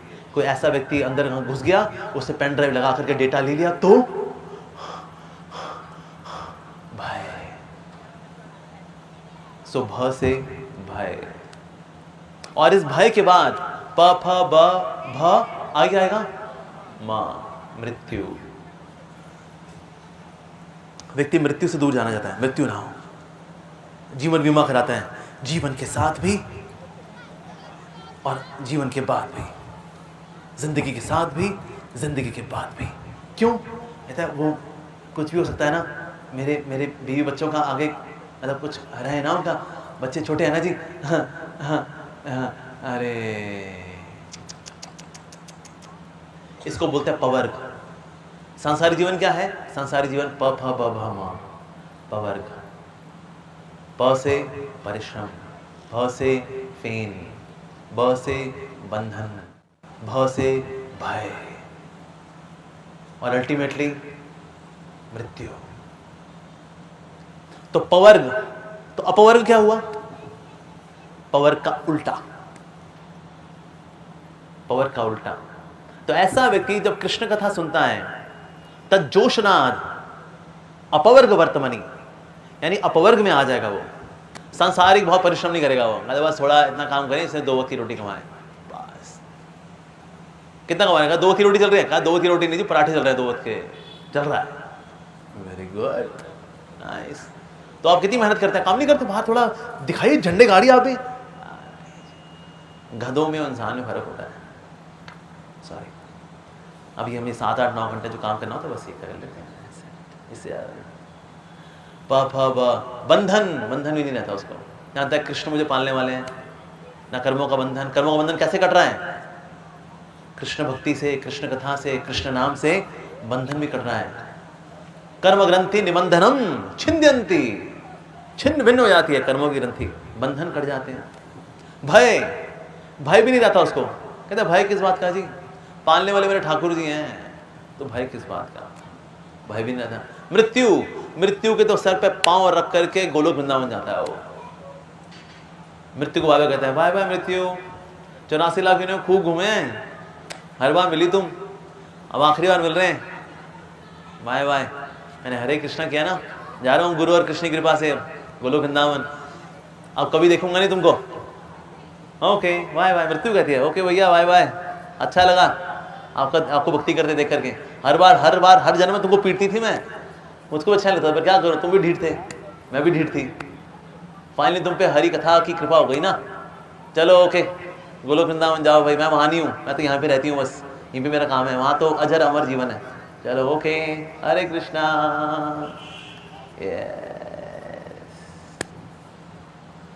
सो मृत्यु इज द लास्ट थिंग जिसको भक्त बाय बाय बोल देता है। इसको बोलते हैं अपवर्ग वर्तमनी। कृष्ण का प्रभाव क्या होगा? अपवर्ग वर्तमनी, हृदय की शुद्धि हो जाती है। ठीक है जी। लेकिन अपवर्ग वर्तमनी भला होती कैसे है? ये धीरे धीरे करके होती है। ये ना सोचा अभी कल हमने भक्ति शुरू तो कर दिया है, अब हो जाए अपवर्ग वर्तमनी। धीरे धीरे होती है, हौले हौले होती है। उसके लिए भगवान कपिल एक एनोलॉजी दे रहे हैं। उसके लिए बता रहे हैं जरत्य आशु या कोशम निगीर्णम अनलो यथा। जिस प्रकार से जब हम खाना खाते हैं, खाना जब हम खाते हैं, खाने का जो अच्छा पोर्शन होता है उससे शरीर को ऊर्जा मिल जाती है, और जो खाने का खराब वाला पोर्शन होता है वो मल में चला जाता है। ऐसे होता है। इसी तरह से भक्ति भी कार्य करती है।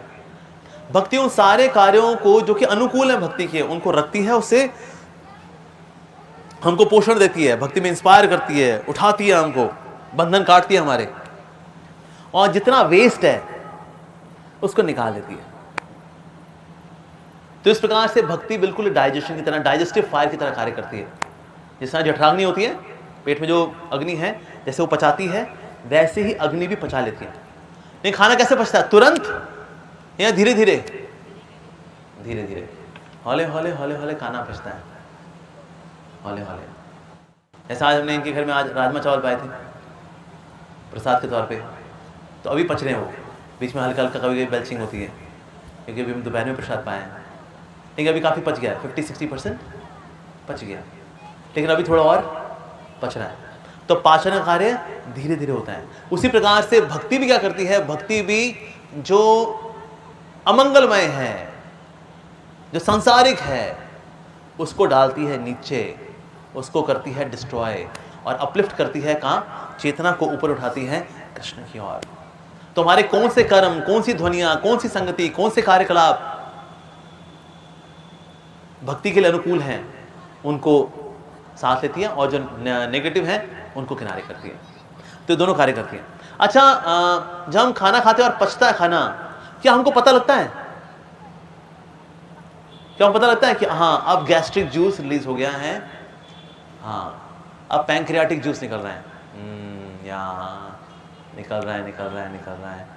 अब लीवर ने बोला चलो भाई अब बाइल जूस की बारी आ गई, बाइल जूस निकला, हाँ अब ये नीचे जा रहा है, अब ये लॉन्ग इंटेस्टाइन में चला गया, अब ये स्मॉल इंटेस्टाइन में चला गया, अब मुझे प्रेशर बनने वाला है। ऐसा होता है? ऐसा होता है? खाना कैसे पचता है हमको पता नहीं चलता। उसी प्रकार से कृष्ण कथा जब जीवन में आती है, अमंगल कैसे कटता है और मंगलता कैसे बढ़ती है, इसका हमको पता नहीं चलता। ये तो कभी भक्त अगर बैठे कभी अकेले में और सोचे तो उसको लगता है हाँ यार चेंज तो हुआ है लाइफ में भाई। पहले फला फला काम करता था महीने में इतनी बार, अब तो खैर महीने में सिर्फ 1 या 2 बार ही गड़बड़ होती है। पहले से चेंज आया वैसे, लेकिन वैसे देखा जाए उसका पता हमको चलता नहीं है। तो इससे भक्ति जो है बड़े आराम आराम से अमंगलता को काटती है। तो क्लेशग्नि भी है, शुभदा भी है, बल्कि भक्ति इतनी मंगलमय है। तो दूसरा एग्जाम्पल दे रहे हैं भगवान कपिल, वो है सूर्य का। सूर्य के उगने से पहले ही अंधेरा छटना शुरू हो जाता है। अभी सूर्य निकला नहीं है, उसकी लालिमा निकल आती है, लेकिन और लालिमा से अंधकार कटना शुरू हो जाता है। ऐसा होता है? बिल्कुल होता है। उसी प्रकार से अभी भक्ति पूरी आई नहीं है, अभी शुरुआती दिनों में ही अभी भक्ति। इवन देन व्यक्ति को भक्त को अच्छा लगता है, उसके मन में शांति आती है, संतोष आता है, निस्वार्थ हो जाता है वो। अब छोटी छोटी चीज़ें फंसता नहीं हो, उसको लगता है शायद वो बड़ी भक्ति ना अभी भक्ति शुरू नहीं हुई है, अभी तो भक्ति उदय होनी है। तो जिस तरह से सूरज के उगने से पहले ही उसकी लालिमा से अंधकार कटना शुरू हो जाता है, उसी प्रकार से भक्ति अभी प्रॉपर आई भी नहीं होती पूरी तरह से, इवन देन व्यक्ति के जीवन से अमंगल कटना शुरू हो जाता है। ऐसा होता है, भक्ति इतनी कमाल की है। इसके लिए बहुत ही सुंदर एग्जाम्पल देते हैं हमारे आचार्य श्री विश्वनाथ चक्रवर्ती ठाकुर। जैसे पत्तियां होती हैं, ऐसे पत्ती निकल के आती हैं, राइट। अब जो पत्ती होती है, एक पत्ती है क्लेशग्नि, यानी कि जीवन से क्लेश कट जाते हैं। दूसरी है शुभदा, यानी जीवन में मंगलता बढ़ जाती है, जीवन मंगलमय हो जाता है। और ये दोनों पत्तियां कैसे उगती हैं? साथ में उग जाती हैं, राइट। अब जो पत्ती का नीचे वाला हिस्सा होता है वो थोड़ा सा खुरदरा होता है, अंदर वाला हिस्सा सॉफ्ट होता है। ये वो लोग समझ पाएंगे जिन्होंने थोड़ी गार्डनिंग की हुई है। पत्ता बाहर से थोड़ा सा रफ होता है, लेकिन यहाँ बहुत स्मूथ होता है अंदर की ओर। तो बाहर का जो पत्ता है ये है वैधि साधना भक्ति। अगर कोई भक्ति की शुरुआती दिनों में, यानी कि विधि विधानों का पालन कर रहा है, उसका मन अभी नहीं लगा भगवान में, सिर्फ इंद्रियां लगी हैं, मन नहीं लगा, मन तो यहाँ वहाँ घूमता है, उसको बोलते हैं वैधि साधना भक्ति। लेकिन जब मन भी लग जाता है उसको बोलते हैं रागानुगा साधना भक्ति। तो ये जो रफ वाला पार्ट है ये है वैधि साधना भक्ति, यानी कि क्लेशग्नि होगी, शुभदा होगी, लेकिन थोड़ा रफ तरीके से होगी। वो वाला एग्जीक्यूशन जो होगा थोड़ा सा रफ होगा, लेकिन स्मूथ वाला पार्ट भी आएगा, रागानुगा भक्ति। जब आपका मन भी प्रभु में लग जाए। ये मन नहीं लगता बस भगवान में, मन नहीं लगता जी, मन को और कहीं लगाओ तुरंत लगता है, लेकिन कृष्ण में नहीं लगता। ओ लेकिन जब ये भी होना शुरू होता है व्यक्ति का, और मन लगना शुरू हो गया उसको, मन जब लगना शुरू होता है तो क्लेशग्नि और शुभदा की स्पीड और बढ़ जाती है, क्योंकि आप भक्ति के कार्यों को आप और तल्लीनता से करते हो, क्योंकि अब आपका मन लगना शुरू हो गया। जब सिर्फ इंद्रियां लगी होती हैं तो भी शुद्धि होती है। जैसे हम शुरू में अभी हम क्या कर रहे हैं, अभी सिर्फ अपनी इंद्रियां लगा रहे हैं। जैसे अभी आप क्या लगा रहे हैं, कान। हो सकता है मन आपको भाग जाता हो बीच में कहीं, मन हमेशा यहां ना रहता हो, ऐसा हो सकता है, लेकिन कम से कम इंद्रियां तो लगी हुई हैं। इसको बोलते हैं वैदिक साधना भक्ति। लेकिन करते करते करते करते करते करते करते करते करते करते करते करते करते करते करते करते मन भी लगना शुरू हो जाता है, ऐसा होता है। तो इस प्रकार से व्यक्ति भक्ति में आगे बढ़ता है। और फिर आखिरी लाइन क्या है, श्रद्धा भक्तिर अनुक्रमिष्यति, श्रद्धा रतिर भक्तिर अनुक्रमिष्यति। तो इस प्रकार से व्यक्ति और आगे बढ़ते बढ़ते उसकी आसक्ति बढ़ती है, श्रद्धा रतिर यानी भाव भक्ति, फिर श्रद्धा रतिर भक्तिर, भक्ति मतलब प्रेम भक्ति, अनुक्रमिष्यति। इस प्रकार से अनुक्रम में धीरे धीरे करके व्यक्ति प्रेम भक्ति की ओर आगे बढ़ता है। पर शुरुआत कैसे होती है, शुरुआत होती है श्रद्धा से। भक्ति की शुरुआत कैसे होती है, श्रद्धा से। श्रद्धावान लभते ज्ञानम। जब थोड़ी कई श्रद्धा जब कभी आती है तो श्रद्धा आने के बाद क्या होता है, व्यक्ति साधु संग ढूंढता है, तो सब जगह जाता है। वो यहाँ भी बैठ जाएगा, कृष्ण कथा में बैठ जाएगा, कोई बाबा जी आए वो वहाँ भी चला जाएगा, कोई कहीं ना कहीं कोई कुमारी बैठी हुई है वो कोई कथा कर रही है उसको भी सुन लेगा, यहाँ भी चला जाएगा, वो भी वहाँ भी चला जाएगा, सब जगह बैठता है। क्योंकि क्या कर रहा है, साधु संग ढूंढ रहा होता है। संतों का संग मिले जी, संतों का संग मिल जाए, कई बार संतों का संग मिल जाए। तो श्रद्धा आने के बाद व्यक्ति दूसरी चीज क्या ढूंढता है, साधु संग। जब साधु संग आता है तो तीसरा स्टेप आता है फिर जीवन में। तीसरा स्टेप है भजन क्रिया। क्या है जी, भजन क्रिया। भजन क्रिया का मतलब है चैंटिंग हरे कृष्णा। साधु व्यक्ति क्या बोलेगा आपको, प्रभु आप भगवान का नाम लीजिए, हरे कृष्ण कृष्ण कृष्ण हरे हरे, हरे राम राम राम हरे हरे। भजन क्रिया आती है जीवन में, ठीक है जी। भगवान का नाम आता है, भगवान की सेवा आती है, भगवान के बारे में सुनना आता है, ये सब क्या है, भजन क्रिया। जब भजन क्रिया जीवन में आती है फिर आता है फोर्थ स्टेप, उसको बोलते हैं अनर्थ निवृत्ति। यानी कि जीवन में व्यक्ति के अनर्थ कटने शुरू होते हैं। अनर्थ का मतलब क्या है, काम, क्रोध, लोभ, मोह, मद, मात्सर्य, ईर्ष्या, द्वेष, अहंकार, ये सब जो अनर्थ है ये कटने शुरू हो जाते हैं। अनर्थ निवृत्ति होती है व्यक्ति की। ऐसे करते करते अनर्थ निवृत्ति जब व्यक्ति की 85% हो जाती है तो भक्ति में स्टेबल हो जाता है, उसको बोलते हैं निष्ठा। अभी सारे नहीं कटे, अभी अनर्थ निवृत्ति अभी 100% नहीं हुई, 85% होती है तो व्यक्ति अब स्टेबल हो जाता है। अब बस थोड़े से कुछ कमियां रहती है बस। लेकिन अब निष्ठा में आने के बाद व्यक्ति भक्ति से गिरता नहीं है। भक्ति से उसके च्युत होने के चांसेस अब नेग्लिजिबल होते हैं, वेरी लेस, क्योंकि अब हृदय के अंदर गंदगी नहीं रही, थोड़ा गंदगी का थोड़ा आभास रह गया।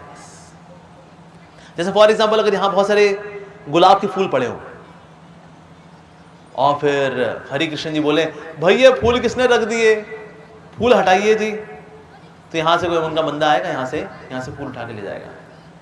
लेकिन फिर भी यहां पर फूलों की गंध रहेगी। यहाँ गुलाब के फूल कोई लेके आया था, हाँ जी बिल्कुल यहाँ पर लेकर के आए थे, अभी साफ कराए हैं। तो गुलाब के फूल यहाँ पे थे लेकिन अब यहाँ से हट गए, लेकिन अब क्या रह गई, बस गंध रह गई बस। इसी प्रकार से व्यक्ति जब निष्ठा में पहुंचता है, भक्ति करते करते निष्ठा में पहुंचने के बाद उसके अंदर हृदय में गंदगी मतलब नाक के बराबर रह जाती है, सिर्फ उनकी गंध रह जाती है। काम, क्रोध, लोभ इत्यादि का सिर्फ हल्का सा एक आभास रह जाता है, लेकिन गंदगी मोटा मोटा साफ हो जाती है। ऐसे व्यक्ति जब निष्ठा पे जब पहुंच जाता है तो उसके बाद फिर अगली स्टेज आती है, वो है रुचि। रुचि का मतलब है आपकी सिर्फ भगवान और भगवान से संबंधित चीजों में ही रुचि लगती है, बाकी और सब जगह आपकी रुचि ऑटोमेटिकली स्वाभाविक रूप से चली जाती है। उसको बोलते हैं रुचि, ठीक है जी। अच्छा, रुचि के बाद फिर अगली स्टेज आती है, रुचि के बाद फिर अगली स्टेज है आसक्ति, भगवान से डीप अटैचमेंट। ऐसी अटैचमेंट कि आप भगवान के बिना रह नहीं सकते। आपको घुटन होती है ऐसी जगह पर जहाँ कृष्ण कथा ना हो रही हो, कृष्ण नाम ना हो रहा हो, ऐसी जगह हमको घुटन होती है। आसक्ति, कृष्ण से विशेष आसक्ति। और आसक्ति के लेवल पे उसको ये रियलाइज होता है कि वाकई में कृष्ण और कृष्ण के नाम में कोई अंतर नहीं है। वो जो बोलता है ना कृष्णा हरे कृष्णा, वो अनुभूति करता है राधा कृष्ण की। कहते हैं हरे कृष्ण ही राधा कृष्ण है, राधा कृष्ण हरे कृष्ण राधा कृष्ण। आसक्ति के लेवल पे इतनी अटैचमेंट होती है उसकी that he is able to experience नाम और नामी में अंतर नहीं है। अभी हम इस बात का अनुभव नहीं कर पाते। अगर मैं आपको बोलूं भगवान के नाम में और भगवान में कोई अंतर नहीं है, तो आप बोले प्रभु जी बात ठीक है, थ्योरेटिकली तो हमने सुन ली, लेकिन हजम नहीं हुई, हजम नहीं हुई। ये बात हजम होती है आसक्ति के लेवल पे। आसक्ति के बाद फिर अगली स्टेज आती है, उसको बोलते हैं भाव, भाव भक्ति। भाव भक्ति और कुछ नहीं है, कृष्ण प्रेम का ही अंकुर है भाव भक्ति। तो बहुत तीव्र भाव आते हैं और इन भावों के अंदर कभी कभी भगवान कृष्ण के दर्शन भी होते हैं, लेकिन भक्त कभी इनका ढिंडोरा नहीं पीटता, सिर्फ गुरु के जाके पास जाके बताता है, कहते गुरुदेव ये बीच में ना मुझे कभी कभी ना ऐसे पता नहीं कृष्ण के दर्शन होते हैं, पता नहीं वो दर्शन होते हैं या क्या होता है मुझे पता नहीं, ऐसा होता है उसके साथ। तो जब उसे कृष्ण के दर्शन होते हैं भाव भक्ति के लेवल पे, तो उसे लगता है अरे ये क्या था, हाँ ये मैंने क्या देखा, ये मैंने क्या देख लिया, मैंने कृष्ण को देखा क्या, ये मैंने कृष्ण को देख लिया क्या, नहीं नहीं नहीं लगता है मैं हेल्यूसिनेट कर रहा हूं, ये भ्रम होगा, अरे कृष्ण कैसे दिख जाएंगे मेरे को, मैं तो पतित हूं, मुझे कृष्ण कैसे दिख जाएंगे, हो सकता है कि कोई हेल्यूसिनेशन हो, ये भ्रम होगा कोई ना कोई। पर सोचता है नहीं ये भ्रम वाला कैसे हो सकता है, क्योंकि भ्रम के अंदर आनंद नहीं होता। हेल्यूसिनेशन के अंदर एक विजुअल इल्यूजन तो होता है लेकिन आनंद नहीं होता, लेकिन इसमें उसको आनंद आ रहा होता है। कहते अभी जो हुआ ना इससे बहुत आनंद आया मेरे को, ऐसा आनंद जो मैंने आज तक कभी अनुभव नहीं किया, इतना आनंद था वो कि मेरी इंद्रियां संभाल नहीं पा रही थी, मेरा शरीर नहीं संभाल पा रहा था, इतना आनंद था वो।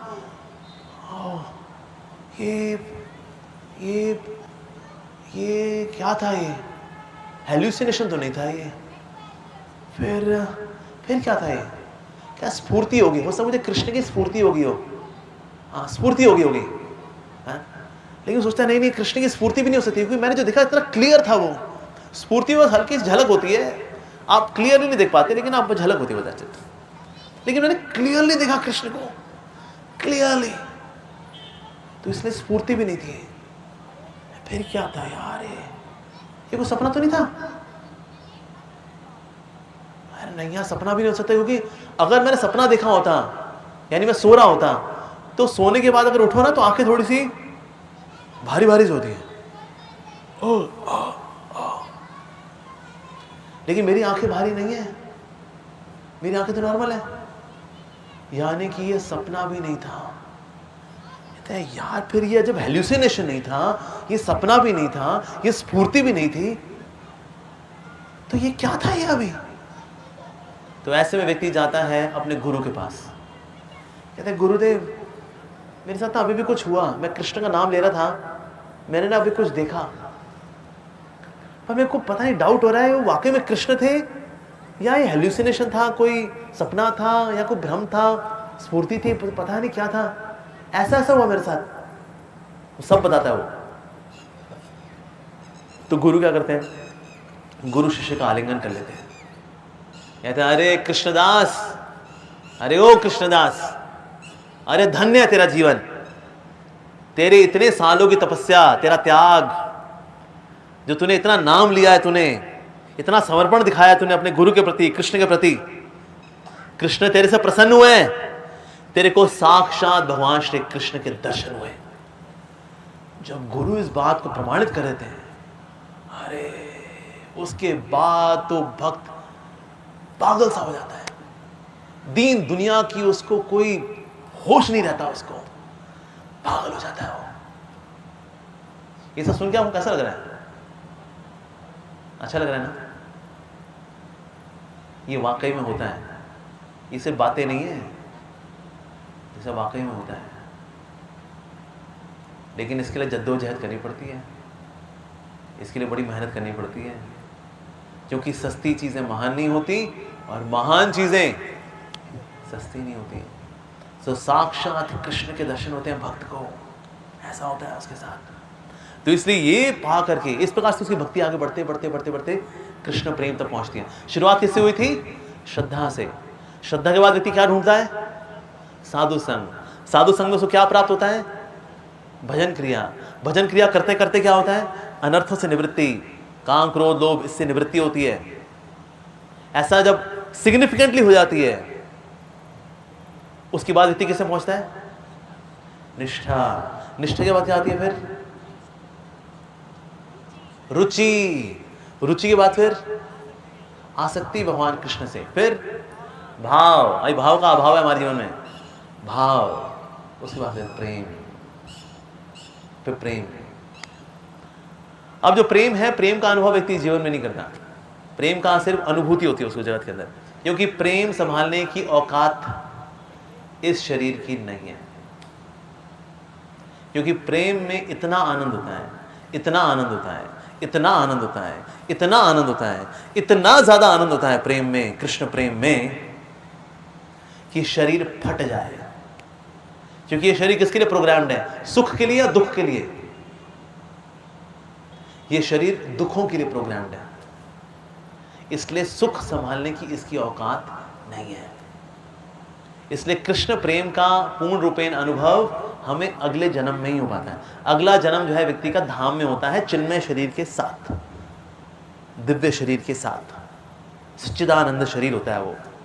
क्योंकि धाम भी कैसा है? सच्चिदानंद। भगवान भी कैसे? सच्चिदानंद। रिश्ता भी कैसा? सच्चिदानंद। तो शरीर कैसा चाहिए होगा? सच्चिदानंद। अभी शरीर कैसा है? असत अचित निरानंद। तो इस असत अचित निरानंद से हम सच्चित आनंद का अनुभव कैसे कर सकते हैं? नहीं कर सकते। इसलिए कृष्ण प्रेम के लेवल पे आने के लिए हम व्यक्ति को फिर अपना शरीर छोड़ करके अगला जन्म होता है उसका भगवान की लीलाओं में होता है, उसका भगवान के धाम में।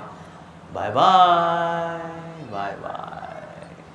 संसार को, मृत्यु को, कर्मों को हमेशा के लिए बाय बाय। और ये जो होता है उसके लिए, तो भक्त जब मरता है तो भक्त कैसे ऐसे शरीर छोड़ता है? भाव भक्ति के लेवल पे। जैसे संसारी व्यक्ति छोड़ता है, संसारी व्यक्ति शरीर कैसे छोड़ता है? बड़े कष्टों से शरीर छोड़ता है वो। पता है कितना कष्ट बताया गया मृत्यु का? अगर 40,000 बिच्छू एक साथ काटे उतना कष्ट होता है। सोचिए अगर आपके आसपास 40,000 बिच्छू हो, on mark get set go, 40,000, उतना दर्द होता है। एक और एग्जांपल भी है इसके लिए, शास्त्रों में आता है।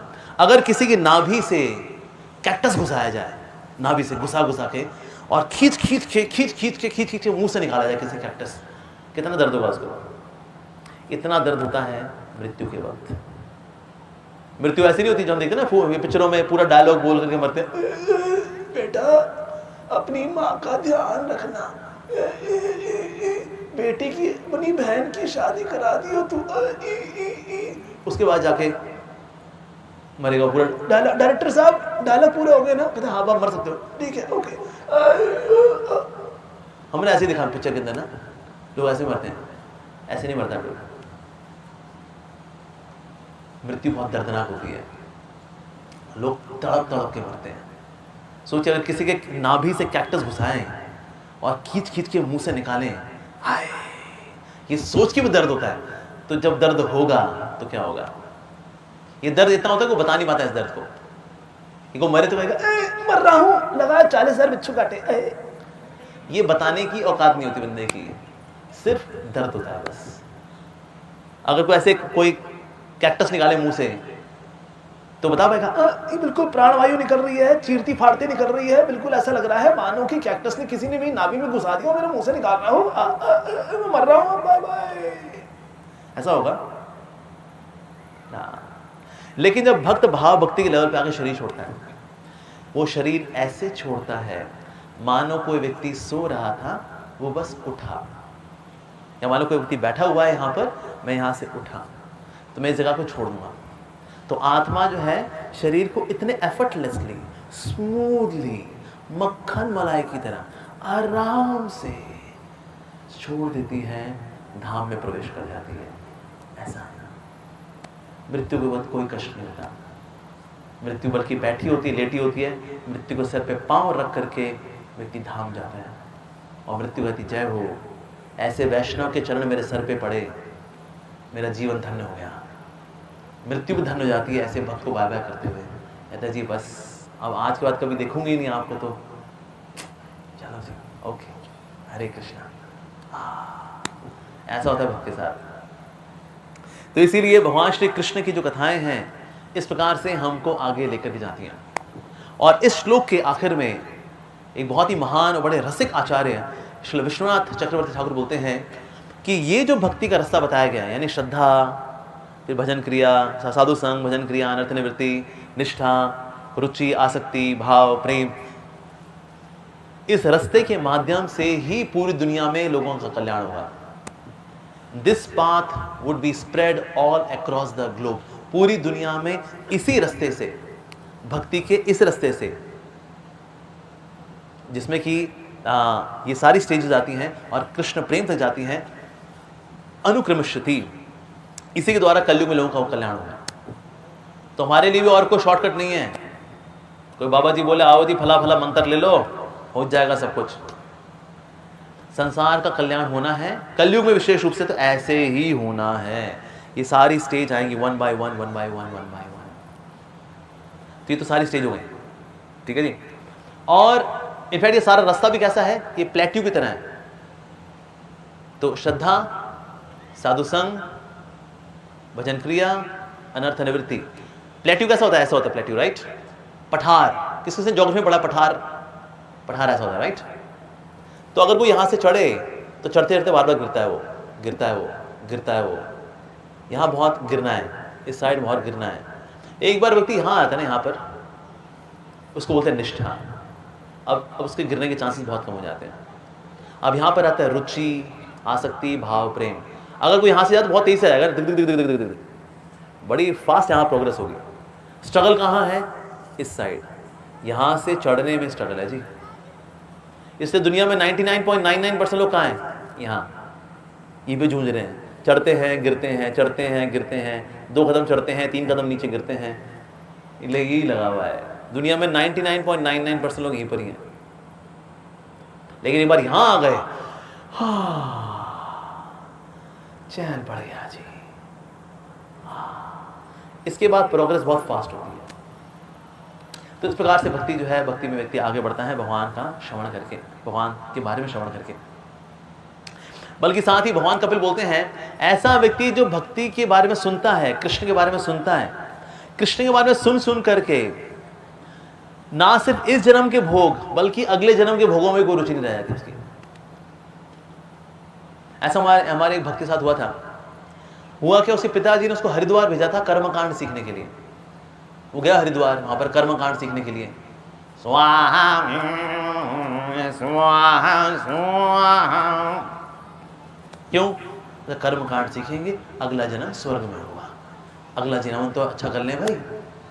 तो वहाँ उसका 1 साल का कोर्स था हरिद्वार के अंदर, तो उसने सीखना शुरू किया। तो वहाँ पर क्या हुआ, हमारे एक बहुत ही महान श्री प्रभुपाद जी के शिष्य हैं, उनका नाम है श्री राधा गोविंद महाराज। तो हरिद्वार में हर साल वो कथा करते हैं। तो बीच में था उनके टीचर थोड़े बीमार पड़ गए, कहते अरे चलो चलो कथा ही सुन लेते हैं। उसने कथा सुननी शुरू कर दी।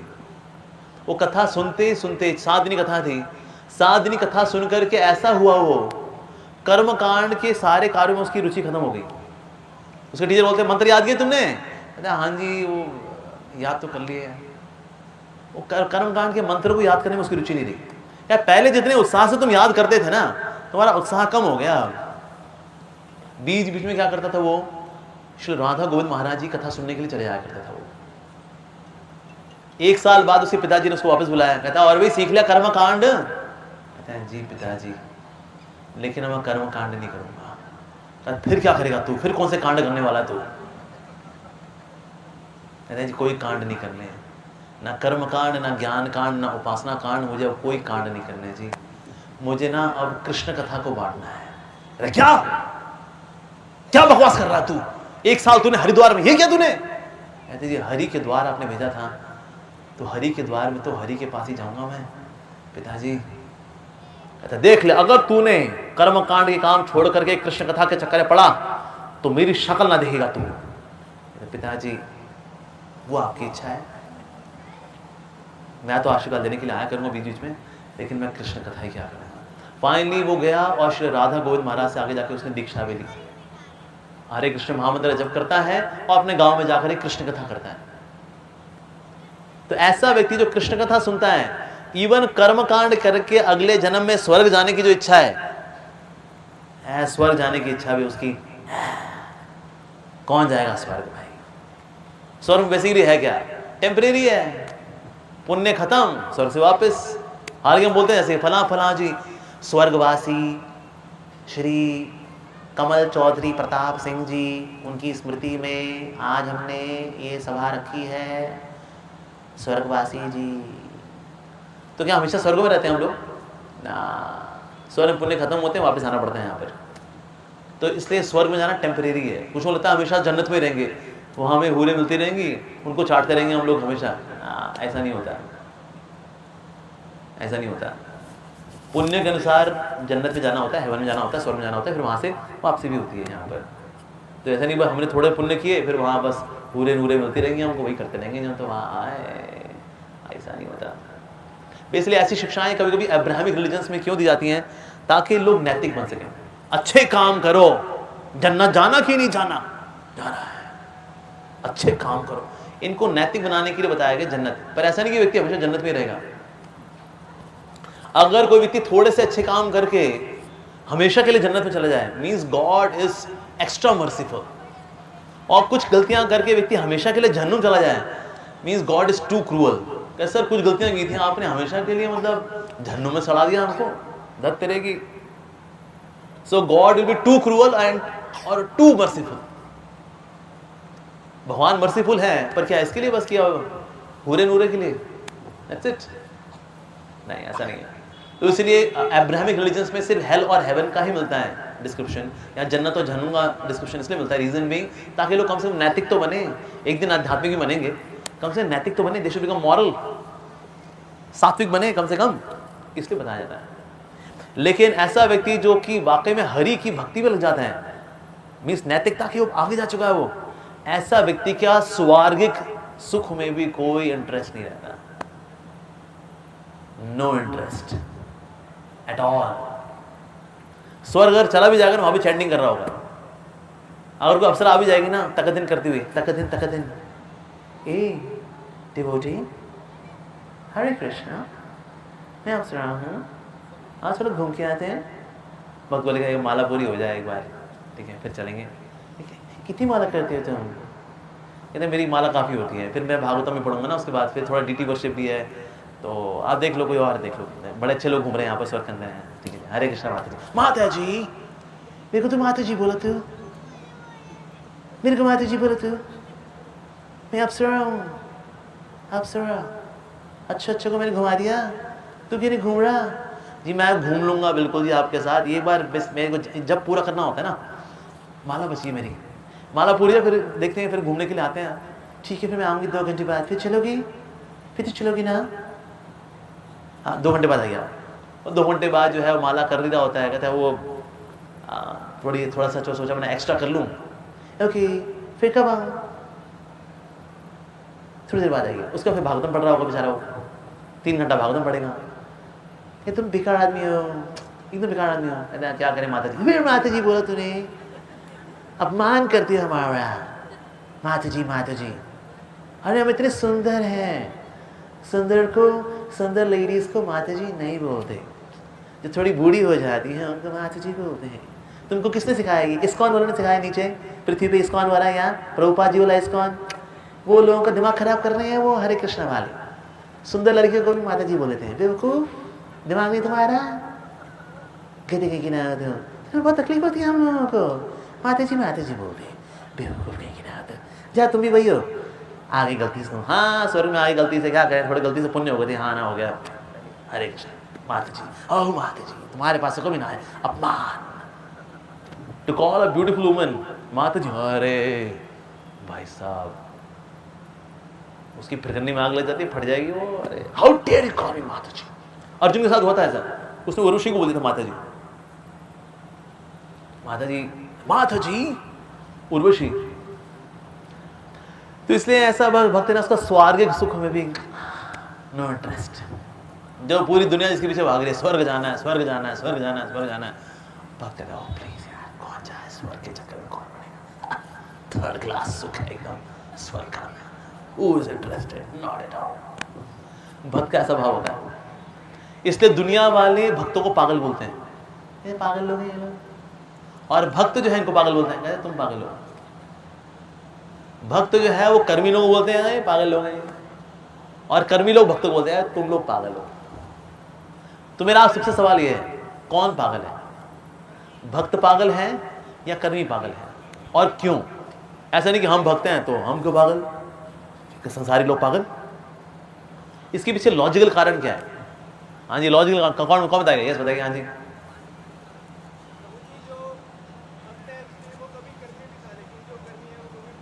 Very good. लगता है पहले आंसर कहीं सुना हुआ है आपने। हाँ, वेरी गुड। हाँ जी, यस। भक्त में और संसारी व्यक्ति में हम यही मानेंगे कि कर्मी व्यक्ति ही पागल है। क्यों? किसकी ओपिनियन मैटर करती है? जिसने दोनों जिंदगियां देखी हैं, जिसने दोनों जीवन देखे, संसारी जीवन भी और आध्यात्मिक जीवन भी। भक्त ने दोनों देखे हैं। भक्त भी कभी संसारी था, वो भी संसार में था, बाद में आके भक्त बना वो, तो उसने दोनों घाट का पानी पिया है। ऑन दी अदर हैंड कर्मी व्यक्ति ने सिर्फ संसार का पानी पिया है बस, उसने कभी भक्ति की नदी का पानी पिया नहीं उसने। तो किसकी ओपिनियन मैटर करती है? जिसने एक घाट का पानी पिया है, जिसने दोनों घाट का पानी पिया? जिसने दोनों घाट का पानी पिया। भक्त ने दोनों घाट का पानी पिया हुआ है। एक समय था जब भक्त नहीं था, इसीलिए भले दुनिया वाले बोले भक्तों आ रहे तुम बेवकूफ लोग, हरे कृष्णा कर रहे हैं, एंजॉय लाइफ मैन। कहता अरे भाई वहां से होके आ रहे हैं, थर्ड क्लास है एकदम, कुछ नहीं रखा संसारिक भोगों में। तो इसलिए स्वार्गिक सुखों में भी उसका मन नहीं लगता, उसका ऐसा होता है उसके साथ। साथ ही बताया जा रहा है, भगवान कपिल बता रहे हैं कि ऐसा व्यक्ति जो अपनी इंद्रियों को भगवान की सेवा में लगाता है, गुरु के आदेश अनुसार धीरे धीरे करके ऐसा व्यक्ति वैदी भक्ति से रागानुगा भक्ति की ओर बढ़ जाता है, क्योंकि वो मेहनत करता है किसके अनुसार? गुरु की इंस्ट्रक्शंस के अनुसार। जैसे पहले भी चर्चा कर रहे थे, गुरु जो है मार्गदर्शन करता है कब कैसे क्या करना है, और गुरु के अनुसार हम चलेंगे। गुरु के अनुसार चलने की वजह से हमारा रास्ता आसान होता है। जैसे जीपीएस है, अगर आप जीपीएस के अनुसार चलते हैं आप टाइम से पहुंचते हैं। जीपीएस ने बोला okay now turn right, now turn right, आपने कहा है क्या राइट, हम लेफ्ट मुड़ेंगे, आप लेफ्ट मुड़ लिए। तो पहले आपको पहुंचना था 45 मिनट में, आप पहुंचोगे आप 1 घंटे बाद। फिर okay now go straight and then turn right, हम क्यों मुड़े राइट, हम तो लेफ्ट गए। फिर आपने और लेफ्ट ले लिया। Now you reach your destination in 1.5 hours. इस तरह से जीपीएस का आप जितना उल्लंघन करेंगे उतना आपका टाइम बढ़ता रहता है डेस्टिनेशन पहुंचने का। और एक समय ऐसा आता है जीपीएस भी हाथ खड़ा कर देता है, now no more route available to me because you are a पागल गाइड। कभी कभी देखो जीपीएस में जाओ ना, वो कहता भाई रूट है ही नहीं मेरे पास, है ही नहीं भाई। क्यों? कहता पता नहीं तूने कौन सी बियाबान जगह तूने चुनी हुई है जी। तो इस टाइम जीपीएस वगैरह जब नहीं मानते करते करते आधा घंटा का, 1 घंटा का, 1.5 घंटा का, 2 घंटा का, 2.5 घंटा का, 3 घंटा का, वो दिनों दिन हो जाता है। वो जाना था जी हमें कन्याकुमारी, हम चले गए आसाम की ओर, आसाम की ओर आगे और आगे बढ़ते रहे, बर्मा में चले गए, बर्मा में और आगे बढ़ते रहे, इंडोनेशिया चले गए। तो क्या कहेंगे भाई तू पागल है, मैं जीपीएस बंद हो रहा हूँ बस। तो जितना गुरु के आदेश का पालन करेंगे रास्ता आसान हो जाता है, जितना गुरु के आदेश का पालन ना करें रास्ता लंबा हो जाता है। तो गुरु के आदेशानुसार भक्ति के कार्यों में लगना चाहिए। मनमौजी तरीके से भक्ति नहीं करनी चाहिए। कई लोग मनमौजी तरीके से क्यों करते हैं? गुरु को नहीं स्वीकार करते, कहते गुरु स्वीकार करेंगे ना आजादी कम हो जाएगी हमारी, अभी थोड़े मजे भी कर लेते हैं और थोड़ा थोड़ा बीच में भक्ति भी कर लेते हैं, दोनों चलते हैं। लाइफ नॉर्मल रखनी चाहिए, भक्ति का थोड़ा सा छौक होना चाहिए बस, इतना गहराई में मत जाओ, ऊपर ऊपर से करते रहो और क्या। नहीं तो लाइफ में भक्ति का स्थान क्या है? जैसे दाल में हो धनिए की गार्निशिंग, हल्का सा ऊपर धनिया होता है, दाल अच्छी दिखती है, नाइस, तो कम समझदार लोग भक्ति को जीवन के अंदर सिर्फ धनिये जैसी गार्निशिंग के तौर पे रखते हैं। तो ऊपर से हल्का धनिया कर दो, अच्छा लगता है, दाल, दाल मखनी, गुड। लेकिन जो गंभीर भक्त होते हैं वो भक्ति को धनिये की गार्निशिंग के बजाय नमक की तरह ट्रीट करते हैं। नमक कहाँ होता है? दाल के अंदर, उसके रोम रोम के में अंदर नमक ही नमक होता है। नमक ही ना हो दाल बेकार। तो गंभीर भक्त जो है भक्ति को नमक की तरह ट्रीट करेगा, और जो गंभीर नहीं है वो भक्ति को सिर्फ धनिये की गार्निशिंग की तरह ट्रीट करेगा। कहता ऊपर ऊपर से करो, बस ज्यादा गहराई में मत जाओ, हौले हौले, हल्का हल्का, कभी कभी, ठीक है? हाँ, वेरी गुड। ऐसे फिर भक्ति का आस्वादन हो नहीं पाता है। सो गुरु के आदेशानुसार करनी चाहिए। तो ऐसे लोग जो अपनी इंडिपेंडेंस को नहीं छोड़ना चाहते, ऐसे लोग गुरु को समर्पित होना नहीं चाहते। Because I am disciple of my independence, मैं अपनी स्वतंत्रता का शिष्य हूं, तो इसलिए मैं गुरु का शिष्य नहीं बनूंगा। तो इसलिए लोग गुरु को नहीं स्वीकार करते, क्योंकि गुरु होंगे, गुरु आदेश भी देंगे। या स्वीकार अगर करते हैं तो किसको स्वीकार करेंगे? कहते किसी मूर्ति को बना लो अपना गुरु यार। इसलिए कई लोग क्या करते हैं, हनुमान जी को अपना गुरु बनाते हैं। कहते हैं हनुमान जी हमारे गुरु हैं जी। उनको बताया तो मूर्ति में है, विग्रह में है, कुछ नहीं करने वाले। और क्या, एक बंदा था, उसने हनुमान जी से बोला, हनुमान जी एक सुंदर लड़की दिला दो, शादी हो जाए सुंदर लड़की से। तो उसका दोस्त बोला, कहता है यार हनुमान जी ब्रह्मचारी हैं यार, तो उनसे तो सुंदर लड़की मांग रहे थे यार, तो क्या कर रहा भाई? कहता हमारे तो ब्रह्मचारी है ना, अच्छी लड़की आएगी ना, he will not compete for her, इसीलिए वो उसके पीछे नहीं पड़ेंगे। हनुमान जी आप ब्रह्मचारी हो ना, हाँ आप दूर रहो, मेरे लिए हो। हाँ, तो इसीलिए कई लोग ऐसे गुरु स्वीकार करते हैं जो विग्रह रूप में ही है। पर हमें गुरु चाहिए हमारे कान खींचने के लिए, हमें गुरु चाहिए हमें आदेश देने के लिए, हमें गुरु चाहिए आशीर्वाद देने के लिए, हमें गुरु चाहिए हमें सेवा में लगाने के लिए, गुरु चाहिए हमारी पिटाई करने के लिए। हम लोग ढीठ लोग हैं कलयुग के, इसलिए गुरु चाहिए। यस, तो इसलिए गुरु के आदेशानुसार अगर हम चलेंगे, then we will be successful, तो भक्ति में सफलता आती है। तो इसलिए कभी नहीं मानना चाहिए गुरु मेरे और कृष्ण के बीच में और कोई नहीं होना चाहिए। गुरु should not be in between me and God, he should not be in the way. गुरु रास्ते में नहीं होना चाहिए। पर ऐसे मूर्ख लोग नहीं समझ पाते, guru is not in my way to Krishna, guru is the way to Krishna. तो गुरु हमें स्वीकार करना चाहिए, प्रमाणिक गुरु स्वीकार करना चाहिए, नकली गुरु नहीं, डेरा झूठा साध वाले नहीं, प्रमाणिक गुरु स्वीकार करना चाहिए। प्रमाणिक गुरु स्वीकार करके फिर उनके आदेश अनुसार चलेंगे तो भक्ति में आगे बढ़ेंगे हम। एक समय प्रभुपाद जी से एक भक्त ने बड़ा अच्छा सवाल पूछा, क्या श्री प्रभुपाद वैसे हम बोलते हैं कि ना भक्त तो दिव्य है, भक्त तो दिव्य है, लेकिन हम देखते हैं हम लोग दिव्य नहीं है, कमियां तो हमें हैं, हमारे में गलतियां हमसे होती हैं, तो हम दिव्य कैसे हुए? हमारे में तो कृष्ण वाले के ऐसा हो गया, आकर्षण भी नहीं है। पर शास्त्र बोलते हैं भगवान का भक्त तो दिव्य होता है, पर हम तो दिव्य नहीं है, हमको पता है, हमने धोती कुर्ता वगैरह पहना हुआ है, मतलब बाहर से, लेकिन अंदर से तो माल वही है, बाहर वाला ही है। और तो प्रभुपाद जी इस बात को कैसे समझे? प्रभुपाद जी ने कहा सबसे पहली बात तो प्रश्न बहुत अच्छा है, वेरी गुड, कि हम संसार में तो हैं, हम तो दिव्य नहीं है, लेकिन फिर भी कभी कभी भक्त दिव्य क्यों काउंट किए जाते हैं, या दिव्यता की छतरी में क्यों काउंट हो जाते हैं? प्रभुपाद जी ने बड़ा सुंदर जवाब दिया। प्रभुपाद जी ने कहा कि ना अगर कोई व्यक्ति नाव में हो और आसपास समुद्र के थपेड़े उसको पड़ रहे हो, कभी यहां से थपेड़े, कभी यहां से थपेड़े, कभी यहां से थपेड़े, तो नदी में जब नाव में थपेड़े पड़ रहे होते हैं तो नाव पलट सकती है। लेकिन अगर उसी नाव के अंदर एक एक्सपर्ट नाविक हो और वो आपको गाइडेंस है, नहीं नहीं अब यहां चप्पू मारो, अब यहां चप्पू मारो, अब यहां मारो, यहां 2 मारो, यहां 3 मारो, अपने पीछे मारो थोड़ा सा, हाँ, अगर उनके अनुसार हम चप्पू मारते रहेंगे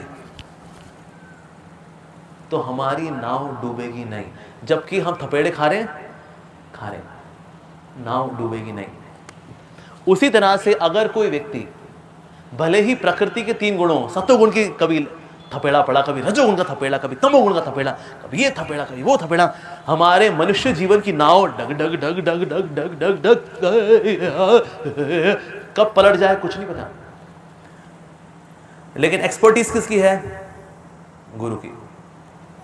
जो भक्त गुरु होते हैं, जो भगवान से वाकई प्रेम करते हैं, प्रामाणिक गुरु, वो बताएंगे अब ये करो, अब ऐसा करो, ये क्या करो, ये सुबह उठ के ये क्या करो, ऐसा क्या करो, वैसा क्या करो, ये क्या करो, हाँ इतना पाठ क्या करो, ये क्या करो। उस हिसाब से जब चप्पू चलेगा तो प्रकृति के 3 गुणों के थपेड़ों में भी नाव डूबेगी नहीं। लेकिन थपेड़े खा रहे होंगे आप, खा रहे होंगे, थपेड़े महसूस होंगे, लेकिन क्या हम गिरेंगे? नहीं, गिरेंगे नहीं। एक्सीलेंट एग्जाम्पल कि एक स्ट्रगल करने वाला, एक संघर्ष करने वाला साधक, उसके जीवन में होता क्या है? ये होता है उसके जीवन में। इसलिए ऐसा व्यक्ति जो है भक्ति करता रहता है। फाइनली ऐसा समुद्र भी आता है जहां पर थपेड़े नहीं है, और धीरे धीरे करके ये भी एक्सपर्ट नाविक बन जाता है, और वह की भाप लेता है कब थपेड़े आने वाले, कब थपेड़े नहीं आने वाले। हवा को देख के पहचानने का वो गुरु जैसे पहचान लेते हैं। तो इस तरह से गुरु के आदेशानुसार अगर व्यक्ति चलेगा, देन सर्टनली ऐसा व्यक्ति स्वाभाविक ही भक्ति में आ जाएगा, बजाय कि पुश स्टार्ट ना, now there is no push start, naturally व्यक्ति भक्ति में आगे बढ़ता है। तो इस प्रकार से आज हमने चर्चा की कि भक्ति के बारे में, भक्ति का स्वभाव क्या है, और भक्ति का श्रवण करके, हरि कथा का श्रवण करके, हरि कथा स्वयं श्रीमती राधा रानी है, उनका संग करके हम किस तरह से आगे बढ़ते हैं। तो श्रीमती राधा रानी का संग कैसे होगा? डायरेक्टली नहीं होने वाला, ये कृष्ण कथा के माध्यम से ही संग होता है वास्तव में। ठीक है जी, तो यहीं पर विराम देते हैं हम। हरे कृष्णा।